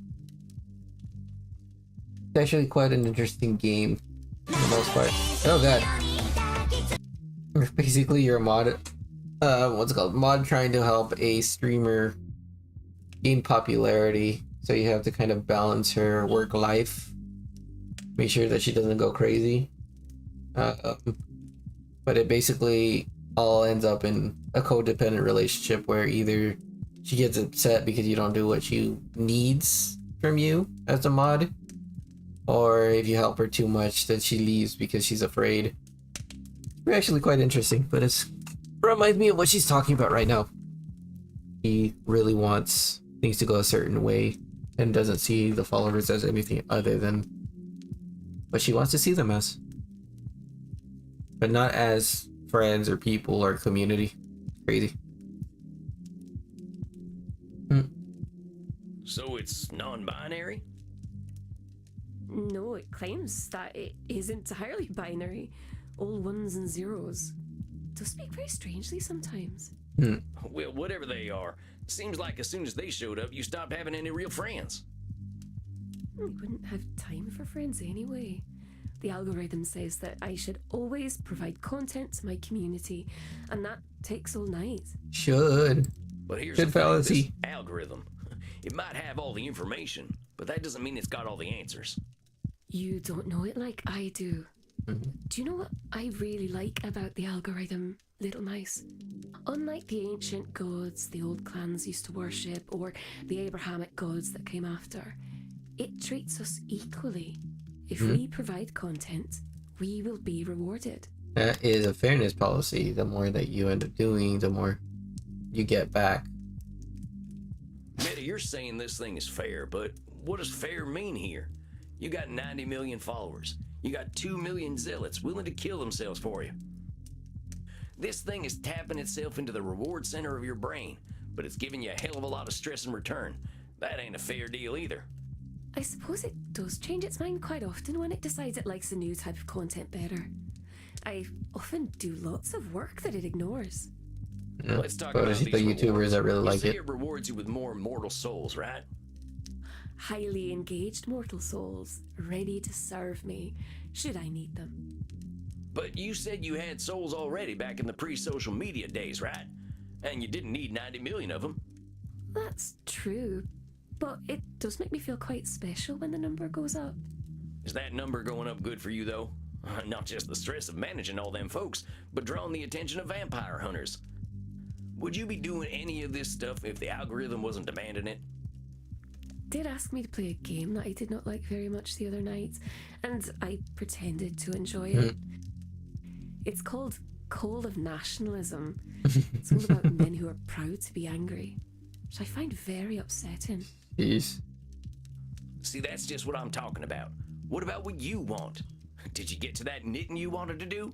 Can't even tell if that was supposed to be Call of Duty or that was supposed to be more of a play on what's it called? Helldivers 2. It's all about democracy. No, I had to play the terrible game about insecure man-worms.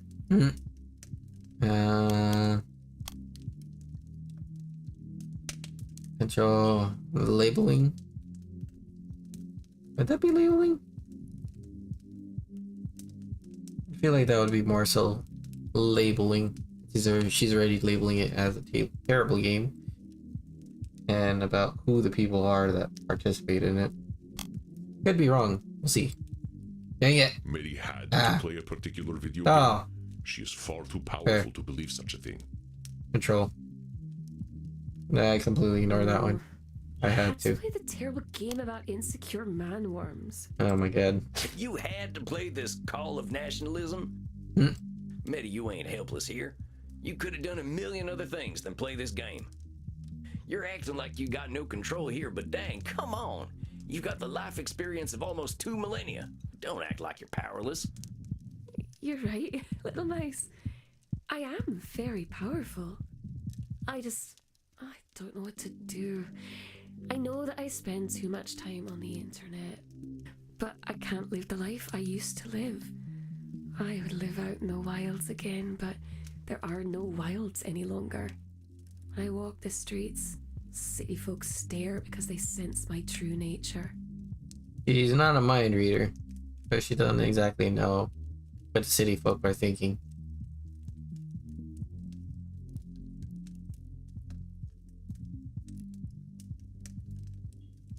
Yeah, I was thinking about that. But the fact that she said Call of Nationalism makes me also think of Call of Duty, since it's about guys trying to fight for their country, in a sense. I don't know. It's an interesting thought process. Some of these are just obvious, like glitch, but this one was actually a, I wonder which game that was. The experiences I've had with mortals. But Helldivers was most popular recently, so I could imagine it being that. Well, these mouse descriptions are getting kind of long. You just don't understand what a mouse you are. It's the Yeesh. mortal's fault I must lock myself away in my flat. It's the mortal's fault that I have to use the internet to survive. Yeah, it's blaming them. Blaming the mortals. Let's be straight shooters here, miss. At least some of the responsibility for being holed up in that flat with nothing but a computer is yours. I ain't saying that mortals didn't have their part in taking away your home in the wilderness, but they didn't force you to lock yourself away. That's a should you made up. You can be a very mean little mouse sometimes. Mice are supposed to be kind and sweet. I ain't trying to be mean, miss. I'm just saying you're leaving out your own contribution to the problem. I'm not saying it's all your fault.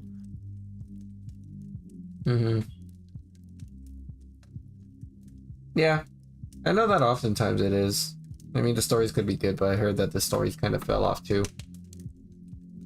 But yeah, it's always been more along the lines of, hey, our side is right. How do you see the other side?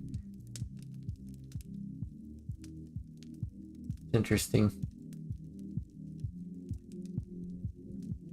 Or maybe it could just be a mixture of those two. Or maybe it's just a mixture of like most shooters. I can't say most. Some shooters, shall I say.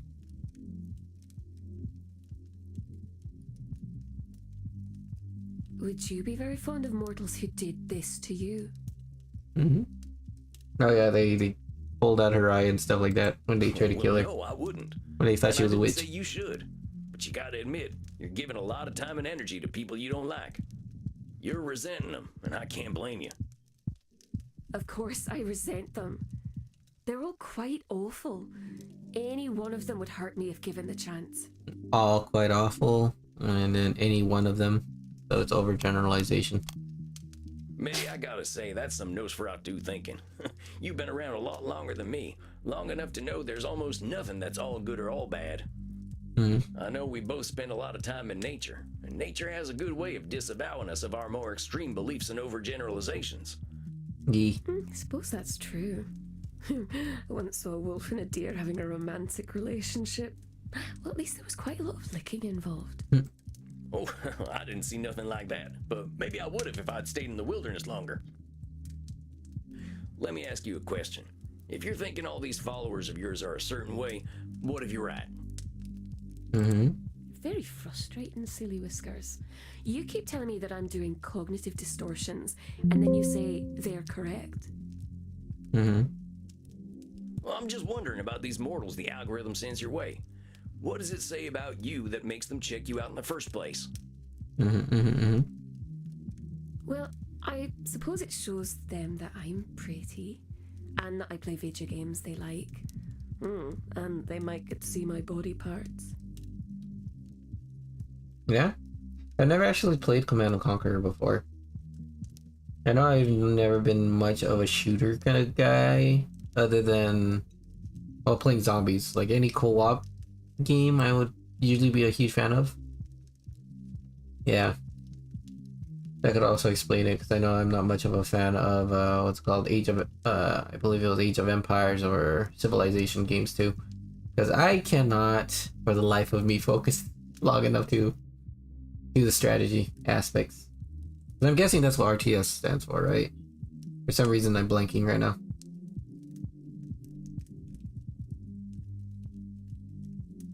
Oh.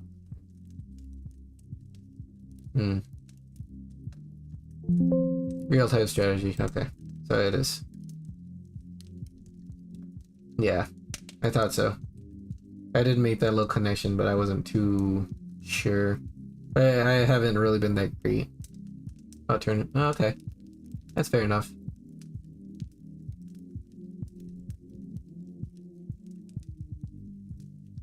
Yeah. But most of those games are just kind of like planning ahead and making sure that you are able to kind of do everything at a certain time period. But something that I cannot focus on at all. I need that little time to just think about things through and make sure that, okay, I understand how everything works. Granted, I could get good at it if I wanted to, but it's not something that interests me too much.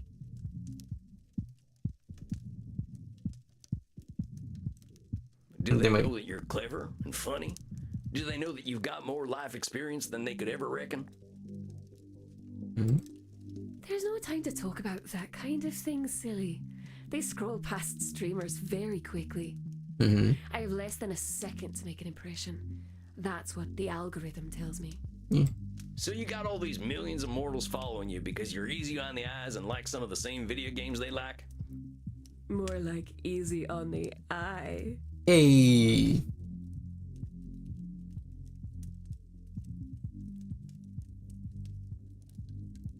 Alright. I'll give it a look. Because, yeah, I know if they do a lot in character building, or kind of like delving into those deeper conversations within games, I'm usually a fan. RTS, I'm still not sure of, but I do know like these kinds of games, like visual novels, or I know Visage was a really good game too about traumas. I love Bioshock series, but I don't know if that really would relate in a sense. What else? I don't remember. There are a couple of other games that I know that they had like more impact in regards to what the storytelling that they were trying to give. Yeah, I'll give it a watch then. I know I did that with Dark Souls. The lore in it was like really interesting, but I just couldn't bring myself to play the game.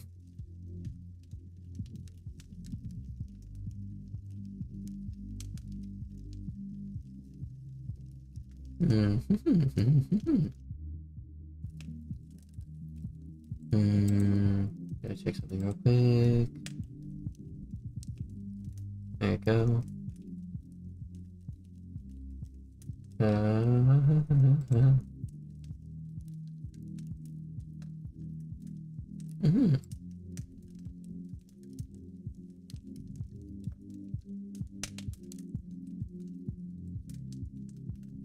Yeah. Oh.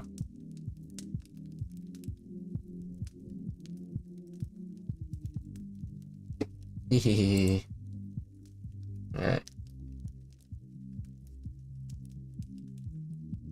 Okay, I get it.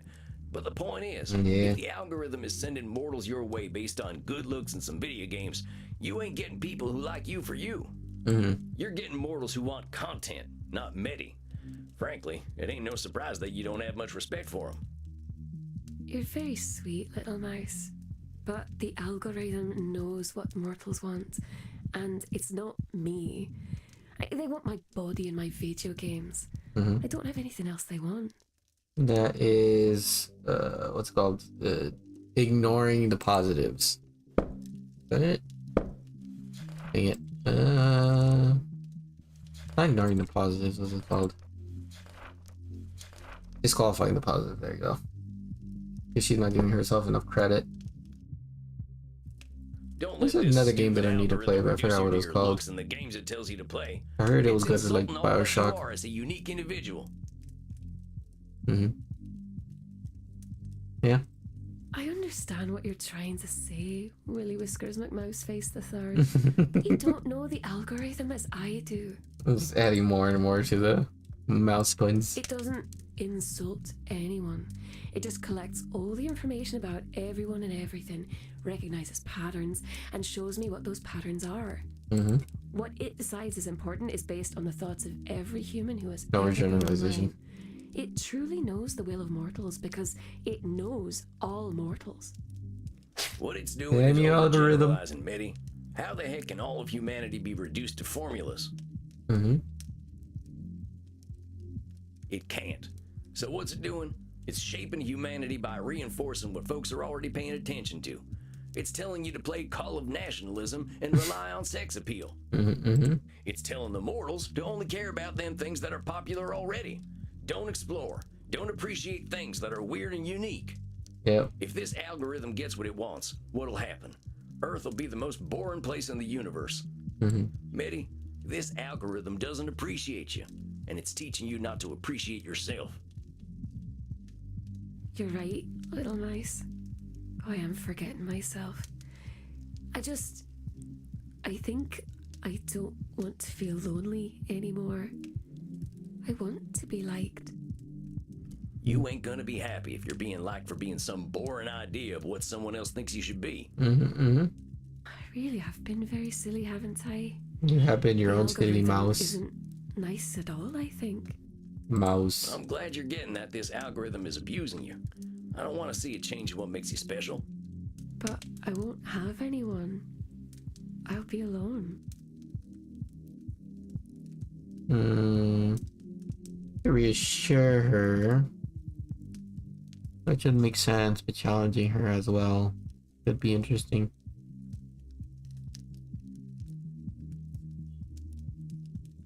Let's go challenge. You were alone already, Medi. These relationships you've got online with all these faceless mortals, Heyo. they ain't real. Same mindset. Same mindset. Those friends you had a few years ago, they sounded real. Yeah. I suppose I could send them all an email.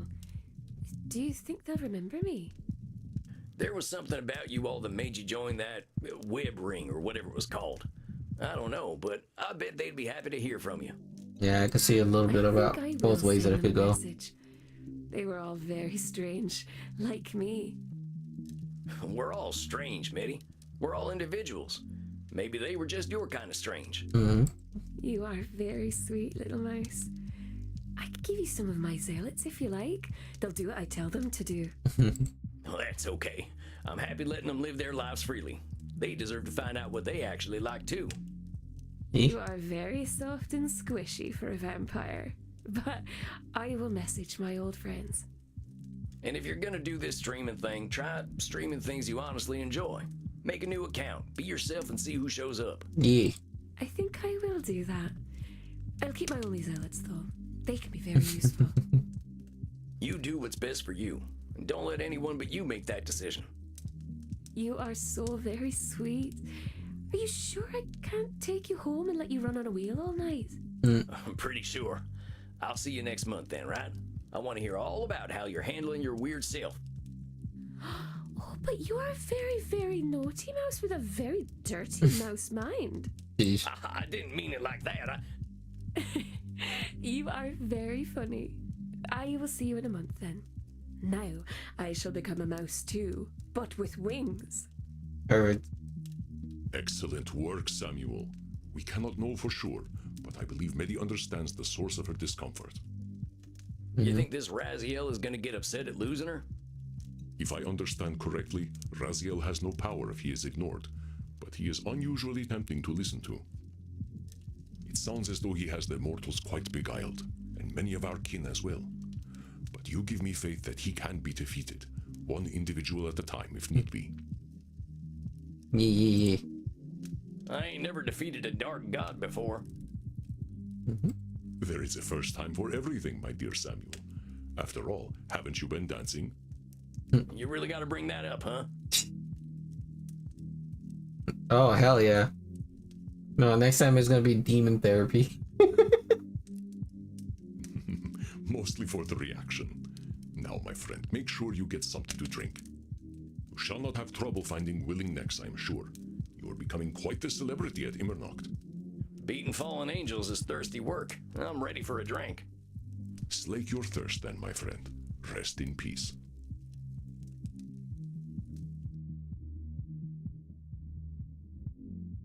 Raziel.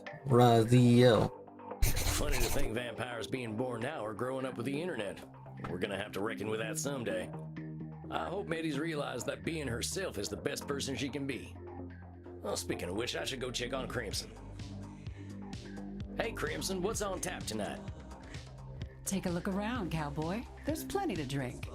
Well, maybe I'll go looking for a donor. Just figured I'd say howdy to my pal Crimson first. Well, howdy, sharpshooter. You look like you're in a good mood tonight. Yeah, I guess I am. You know that ancient client I told you about? I think she's finally realizing that some people are gonna appreciate her for being who she is. Maybe she ain't gonna have 100 million fans, but the people who genuinely like her will be there for her. How's your blood sugar, honey? I think you're a little too sweet. Oh, come on now. I've been thinking a lot about exactly what you're saying. Folks in DC didn't much like my style, but I'm not sure why I cared. Don't beat yourself up over it. I think we all do the same thing. Easier to do what other folk are doing than blaze a trail, right? I'm not sure it is easier if we're fighting ourselves the whole time. That's some real wisdom right there. Anyway, thanks for making me think. I think I'm done spinning my wheels. Excuse me, I wish to speak with you, vampire, in the kink room. I think my dinner's calling. I'll see you later, Crimson. Ciao, Tex. You know, I have seen what you are doing. I see all. So you mentioned Penoptobella, and what am I doing? I see that you change people. You make them stronger, more confident, more comfortable. Net. I'm pretty sure they're doing all that themselves. No, that is not what I see. I see that without you, they repeat their actions over and over again. Usually, I can see the future because people repeat themselves, but you make the future uncertain because people repeat themselves. Or that.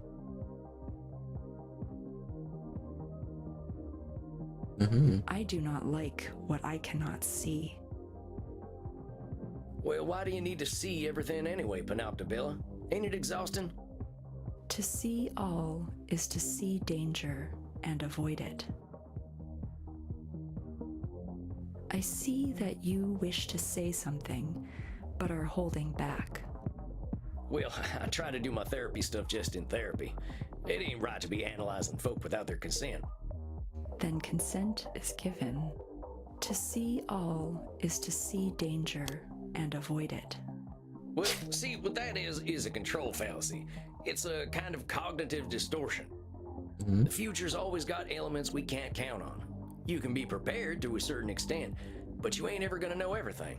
I know, right? You can only see what's in front of you after all. Interesting. Then what do you believe I should do? Red light magnet. I mean, there have been a couple of characters that I have just been trying to get into its pants, so I mean, you're not wrong in both regards. Well, just that. See what's in front of you. See how you feel about right now, not yesterday or tomorrow. Right now, you can see. I see. Yes, I see that. I would like you to drink from my neck right now. See, that wasn't so hard.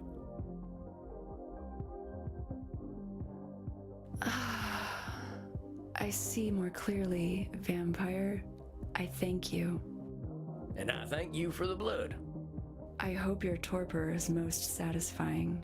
I shall see myself out. Yo. Hi, Oh, Pun. yeah. Good night, Penoptobella. Man, alright. I think that was a pretty successful night. Coffin time for old Sam. One of the things that I find very interesting about this is just the options that they give you. Ah, it didn't show. Well, if it isn't the gunslinging guru Yeah, yeah. of mental health himself. Good evening, Samuel. So oftentimes between, I think, the 4 major sessions, they give you an option to rest inside your coffin. And you could either read like a small quote, or you could actually watch one of the, like an older show. From like one of the older shows. And it actually shows you the entire episode, which is the crazy thing for me. Or at least it feels like it shows you the full thing. I didn't actually stick around enough to see it all. But with that said and done, I think I am going to be calling it right now. It is. I don't even know if I could go back into that one. Probably not. I'll save it next time if it comes up so that way I could show. Alright. Thanks for sticking around for as long as you have. It is time for us to rest. How did you like the game or how are you liking the game so far? Saved it already, right? Yeah.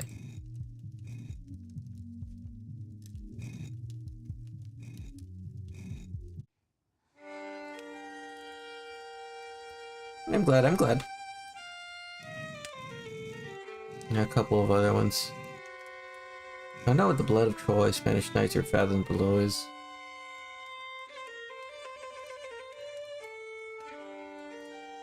Thank you. Yeah. I've been trying to get the rationale behind it because it is one of those things that trying to figure out how everything fits in with what they're trying to teach is intriguing. Especially if I want to try to use it more so in my own life. But yeah. Like I know the whole like what's it called? Um my brain just kind of gets rattled in the beginning. The ignoring the positives is something that I have a habit of doing a lot. Where just like, oh yeah, there's bad things that you end up doing, but you completely ignore the fact that you do a lot of good things. And I am starting to realize, hey man, that is very easy to fall into. Catastrophizing feels like it's kind of a given, as well as like the Nosferatu, the black and whites, but there's some of them that's just like, oh, I did not realize that that could actually be a distortion.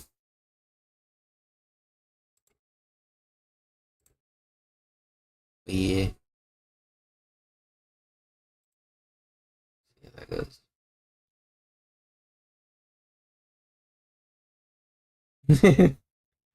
I mean, I wouldn't mind it in general. I'm trying to like right now. I think my main idea is just to get through Vampire Therapist, just so I could have that out of the way. Granted, there is a couples therapy, but I might save that for later on, so I could actually start streaming more games. Because right now I think this is like the secondary practice. So the first being Alice, but I haven't even finished that one yet. I don't mind doing what's called group streams if need be. That'd be fun. But we will see in due time.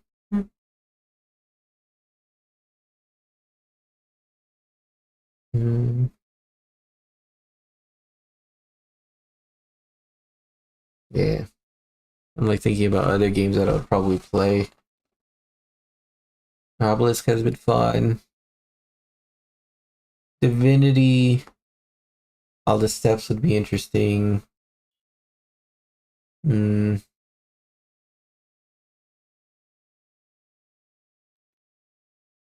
Yeah, I have to think a little bit more about which games I would actually want to try to stream. But Obelisk could be one of those that I like. If I do short streams, that would be a good one. Or an hour-long stream, if anything. Maybe two.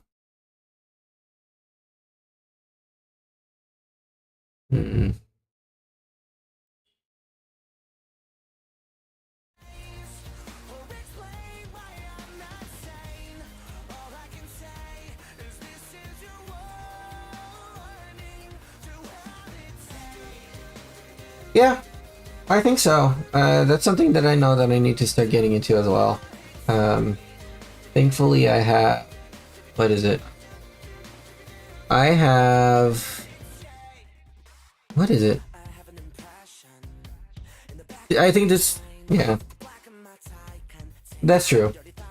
I think the interacting with chat is like a really nice thing to do, which is the reason why I'm gonna, like, if I go to other streams, I do want to try to incorporate like single player that I could focus on the chat. Because I think being able to, like, our conversation right now was kind of a huge indicator of how nice it is to actually have a conversation about certain things, right? Because most of the other times, like, yeah, I could play a game, but I mean, it's all about sharing what you like about it, seeing what other people's perspectives are, and then being able to enjoy it. Group streams are fun to hang out with people that you just want to spend time with, which is always nice, but it's one of those like difficult things.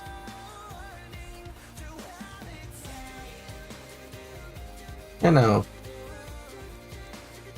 I think I just need to figure out the balance to be able to do group streams and like it's called individual streams. That's something that's just going to be along the way. Like today was also a good indicator that I still have a lot to remember about. Yeah, it's a streamer, like with the notifications. But yeah, I just need to get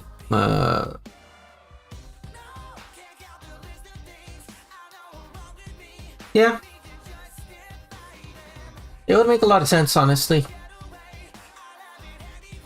Because truthfully, I know that I've realized that I've like group streaming has always been nice when you have like the little community that you've already spent a lot of time with, and you can see how their personalities interact with each other. A good example would be like the Markiplier with his friends Bob and Wade. I love seeing how they interact with one another. Just like goofballs and they just enjoy things. Maximilian Dude playing along with his friends was something that I always enjoyed. Kind of fell away from it, but I think just because I don't want to. Ethan and Tyler, yeah. I haven't actually watched Ethan and Tyler, but I do remember Markiplier having those times with Ethan and Tyler, and that was actually pretty fun to watch too. But yeah, it's really nice to see those kinds of things. Oh, another example would be Critical Role, like the fact that they're just a whole bunch of friends playing Dungeons and Dragons, and you get to see how they bounce off of each other. Dude, Distractable is so good, in my opinion. And like, yeah. How random it could get, how deep it could get every so often within like Wade's, like when Wade is hosting, how Bob and Mark tend to interact with one another, as well as Wade. I don't know. I love the philosophy talks, but I also love how goofy they could be with each other. I've wanted to. I got it on my podcast, but it's one of those things that I kind of push it behind and was like, I'll watch it later, and then eventually I forget. And I even wanted to watch the show, but I was too late because Prime apparently dropped it for some reason.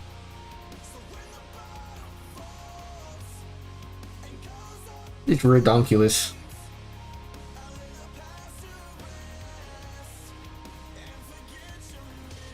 No, dude, horror is completely fine by me.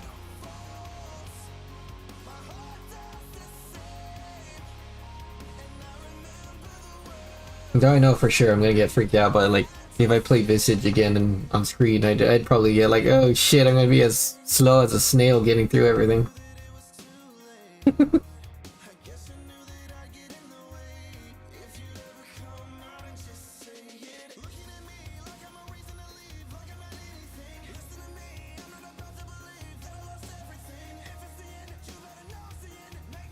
Yeah. Yeah, like you could figure out what exactly they incorporate and what they find important. I know, what's it called? Like Invincible, from what I hear, the anime or the cartoon is a lot different than the actual comic books because they have different things that they're like focusing on, but they have their own benefits within each. But I do need to give it a chance. So maybe I'll actually watch it after, or whenever I go to work now. Yeah? Did you get through season 3 already, or not yet? The Boys is good. I can't wait for the next season.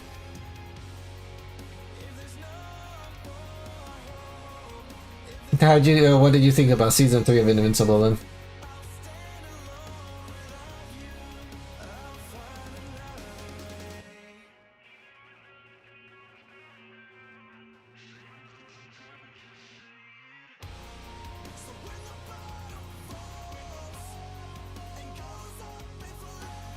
Oh, they aren't? The hell, why not?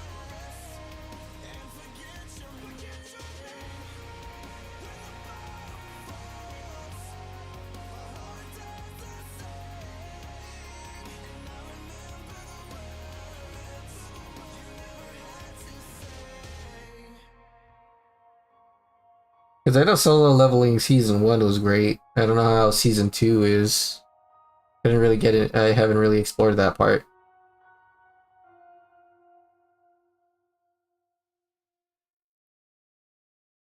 Reminds me, it's my... When work's underway, play Red Bull buzzing through the workday.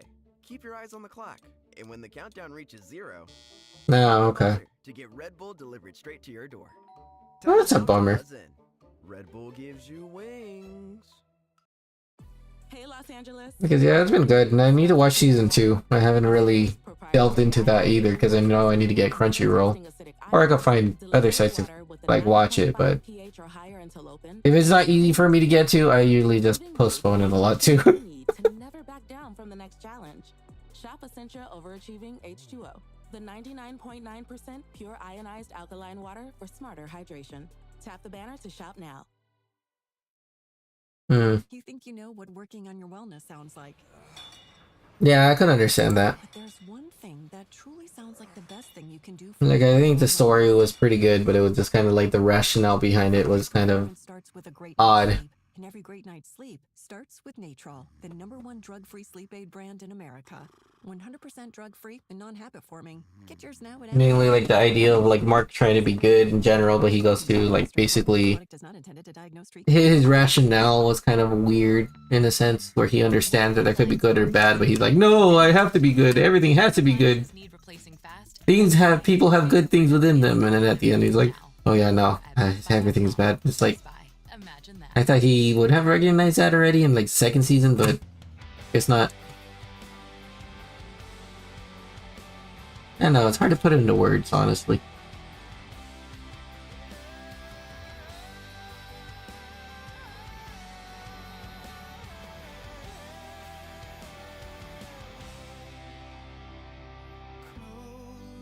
But well, it is still good, it is still good. Thank you very much, thank you very much. Yeah, I'll give it a watch. I do want to watch that.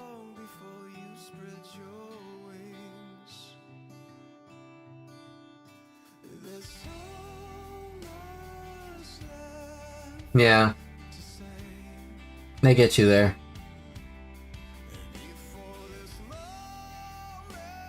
It's also one of those things about trying to remember what exactly happened because it went by so fast too, or those like breaks in between that's just like, yeah, I know that this happened, but how exactly did it happen? And did I like it or did I not like it?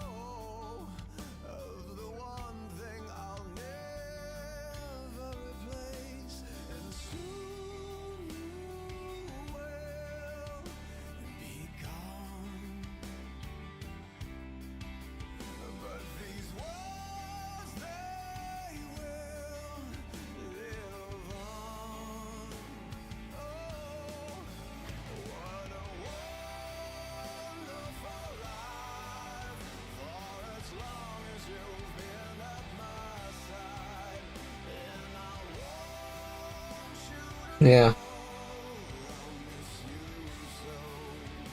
Yeah, I agree, I agree. I'm trying to think about some examples.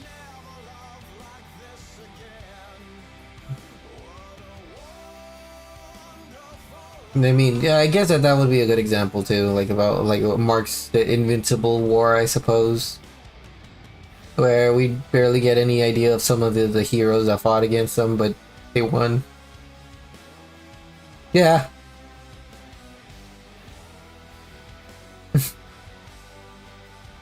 Same idea, same idea. We're going down the same path. I think that was a clear example of like that kind of weird dynamic that existed.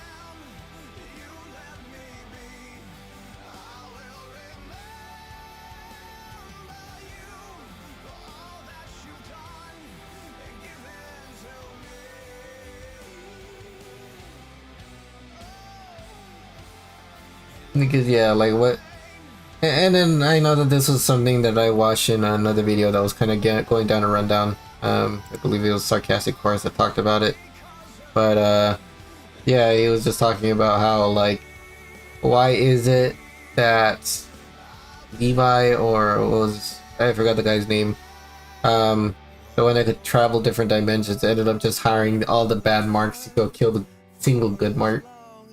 It's like, okay, well, what's the rationale there?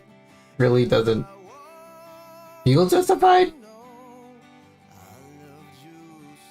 It goes back into the whole like crazy aspect about them blaming other people, but it's just, I don't know. It feels like it was just forced for the story. In a way.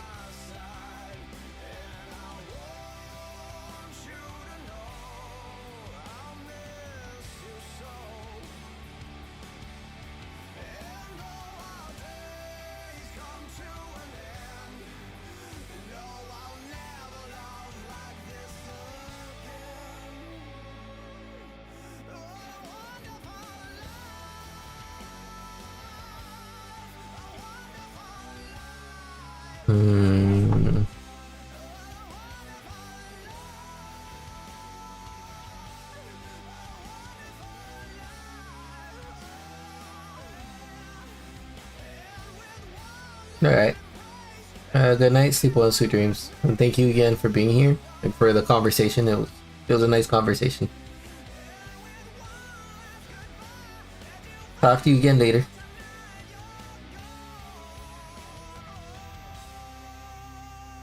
And to anyone else who ended up watching this video and spent their time with me, I thank you very, very much for being here. I hope you guys enjoyed the game for as long as you were a part of it or watching it, or if you watch it in a rebroadcast or on YouTube. Thank you very much for just being along for the ride. I hope you all have a wonderful night or a wonderful day, depending on where you're from. Rest well, sweet dreams, and accomplish anything that you need to accomplish, and just, yeah, enjoy your day. Thank you as always for being around, and talk to you later. Peace.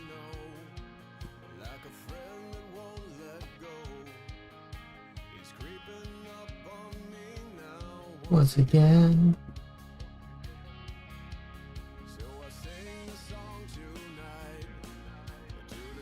That will not die.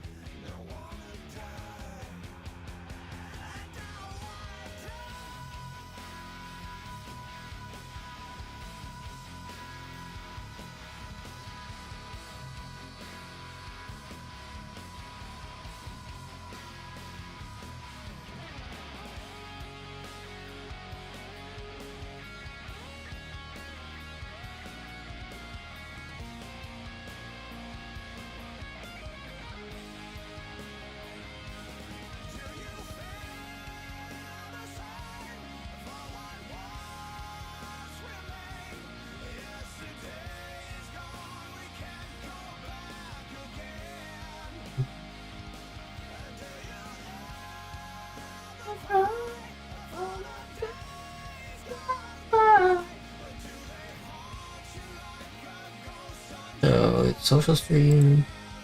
I wonder if it's because I need to have social stream out. What was the other one?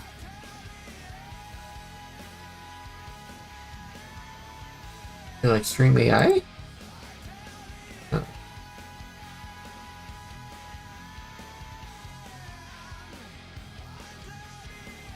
I think I know what it is, but I don't have it anywhere for some reason. I think I forgot to edit. Dreamer, yeah. Lexus invites you to experience the inspiring capability, extraordinary power, abundant space, and everything that makes a Lexus SUV so, well, Amazing. get offers on select models at the Invitation to Lexus sales event, now through March 31st. Click the banner to discover more. Experience amazing at your Lexus dealer. You don't wake up I'll dreaming. press to start. You wake up dreaming of McDonald's hash browns. McDonald's breakfast comes first. Ba-da-ba-ba-ba. 4 p.m. on opening day and The copy is a pass. Our little mattress store is the new hotspot. All these influencers. Good thing I got AT&T Business Fiber. They've been uploading videos on our Wi-Fi all day, and the network's still going strong. We're gonna go so viral. Hey y'all, I am streaming live at the grand opening. It's giving sleep. It's giving reliable. Look, I'm influencing. Reliable. It's what we do. AT&T Business. Learn more at att.com/businessfast. Limited availability.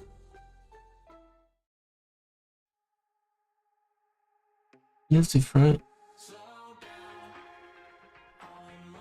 I have to remember that then. But I think I need this. I need this open if I'm gonna ever do that. Saturday, Saturday.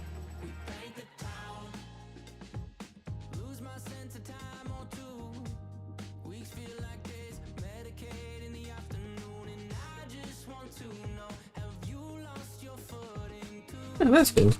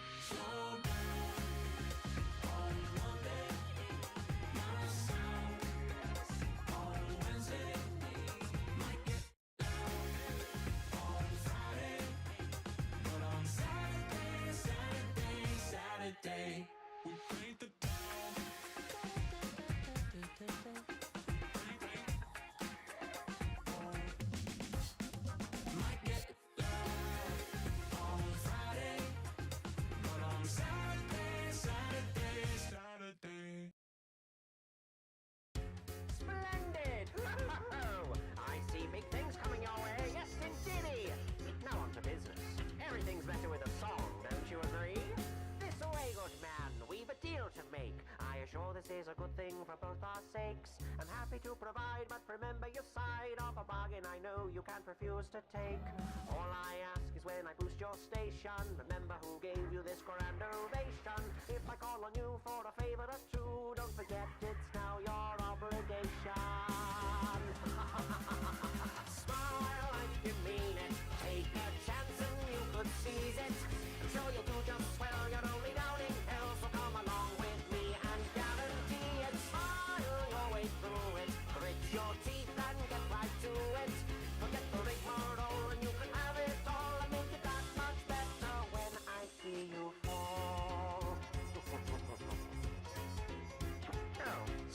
convinced? Well, why not take the word of a friend of mine? Husker? They say you reap what you sow, and in this town you should damn well know that what the radio demon wants he's gonna take. I've seen him kill hell's greatest evils, shake the status quo in upheaval. So if you think you're getting out of this, big mistake. Now, sourpuss. Stop fucking around, this is taking forever. You always think you're real slick and clever. Yet I know what you like and what makes you tick, tick, tick. Doing what you want's just the cost I pay. Enough of this shit, we ain't got all day. Just sign the thing so I can go get another fucking drink. In other words, smile like you mean it, risk it all and we can seize it. Until we hear that bell, we're both stuck in hell, so roll the dice and see if you could be it. Smile your way through it, embrace the dark as though you knew it. You can stand up tall and act within my thrall, and I'll be there to watch you as you take the fall. So what, my friend, whatever will it be? I can give you what you crave, just not for free. You know what's on the line, and this whole thing's on borrowed time. But you can trust the man who's wearing his one guarantee.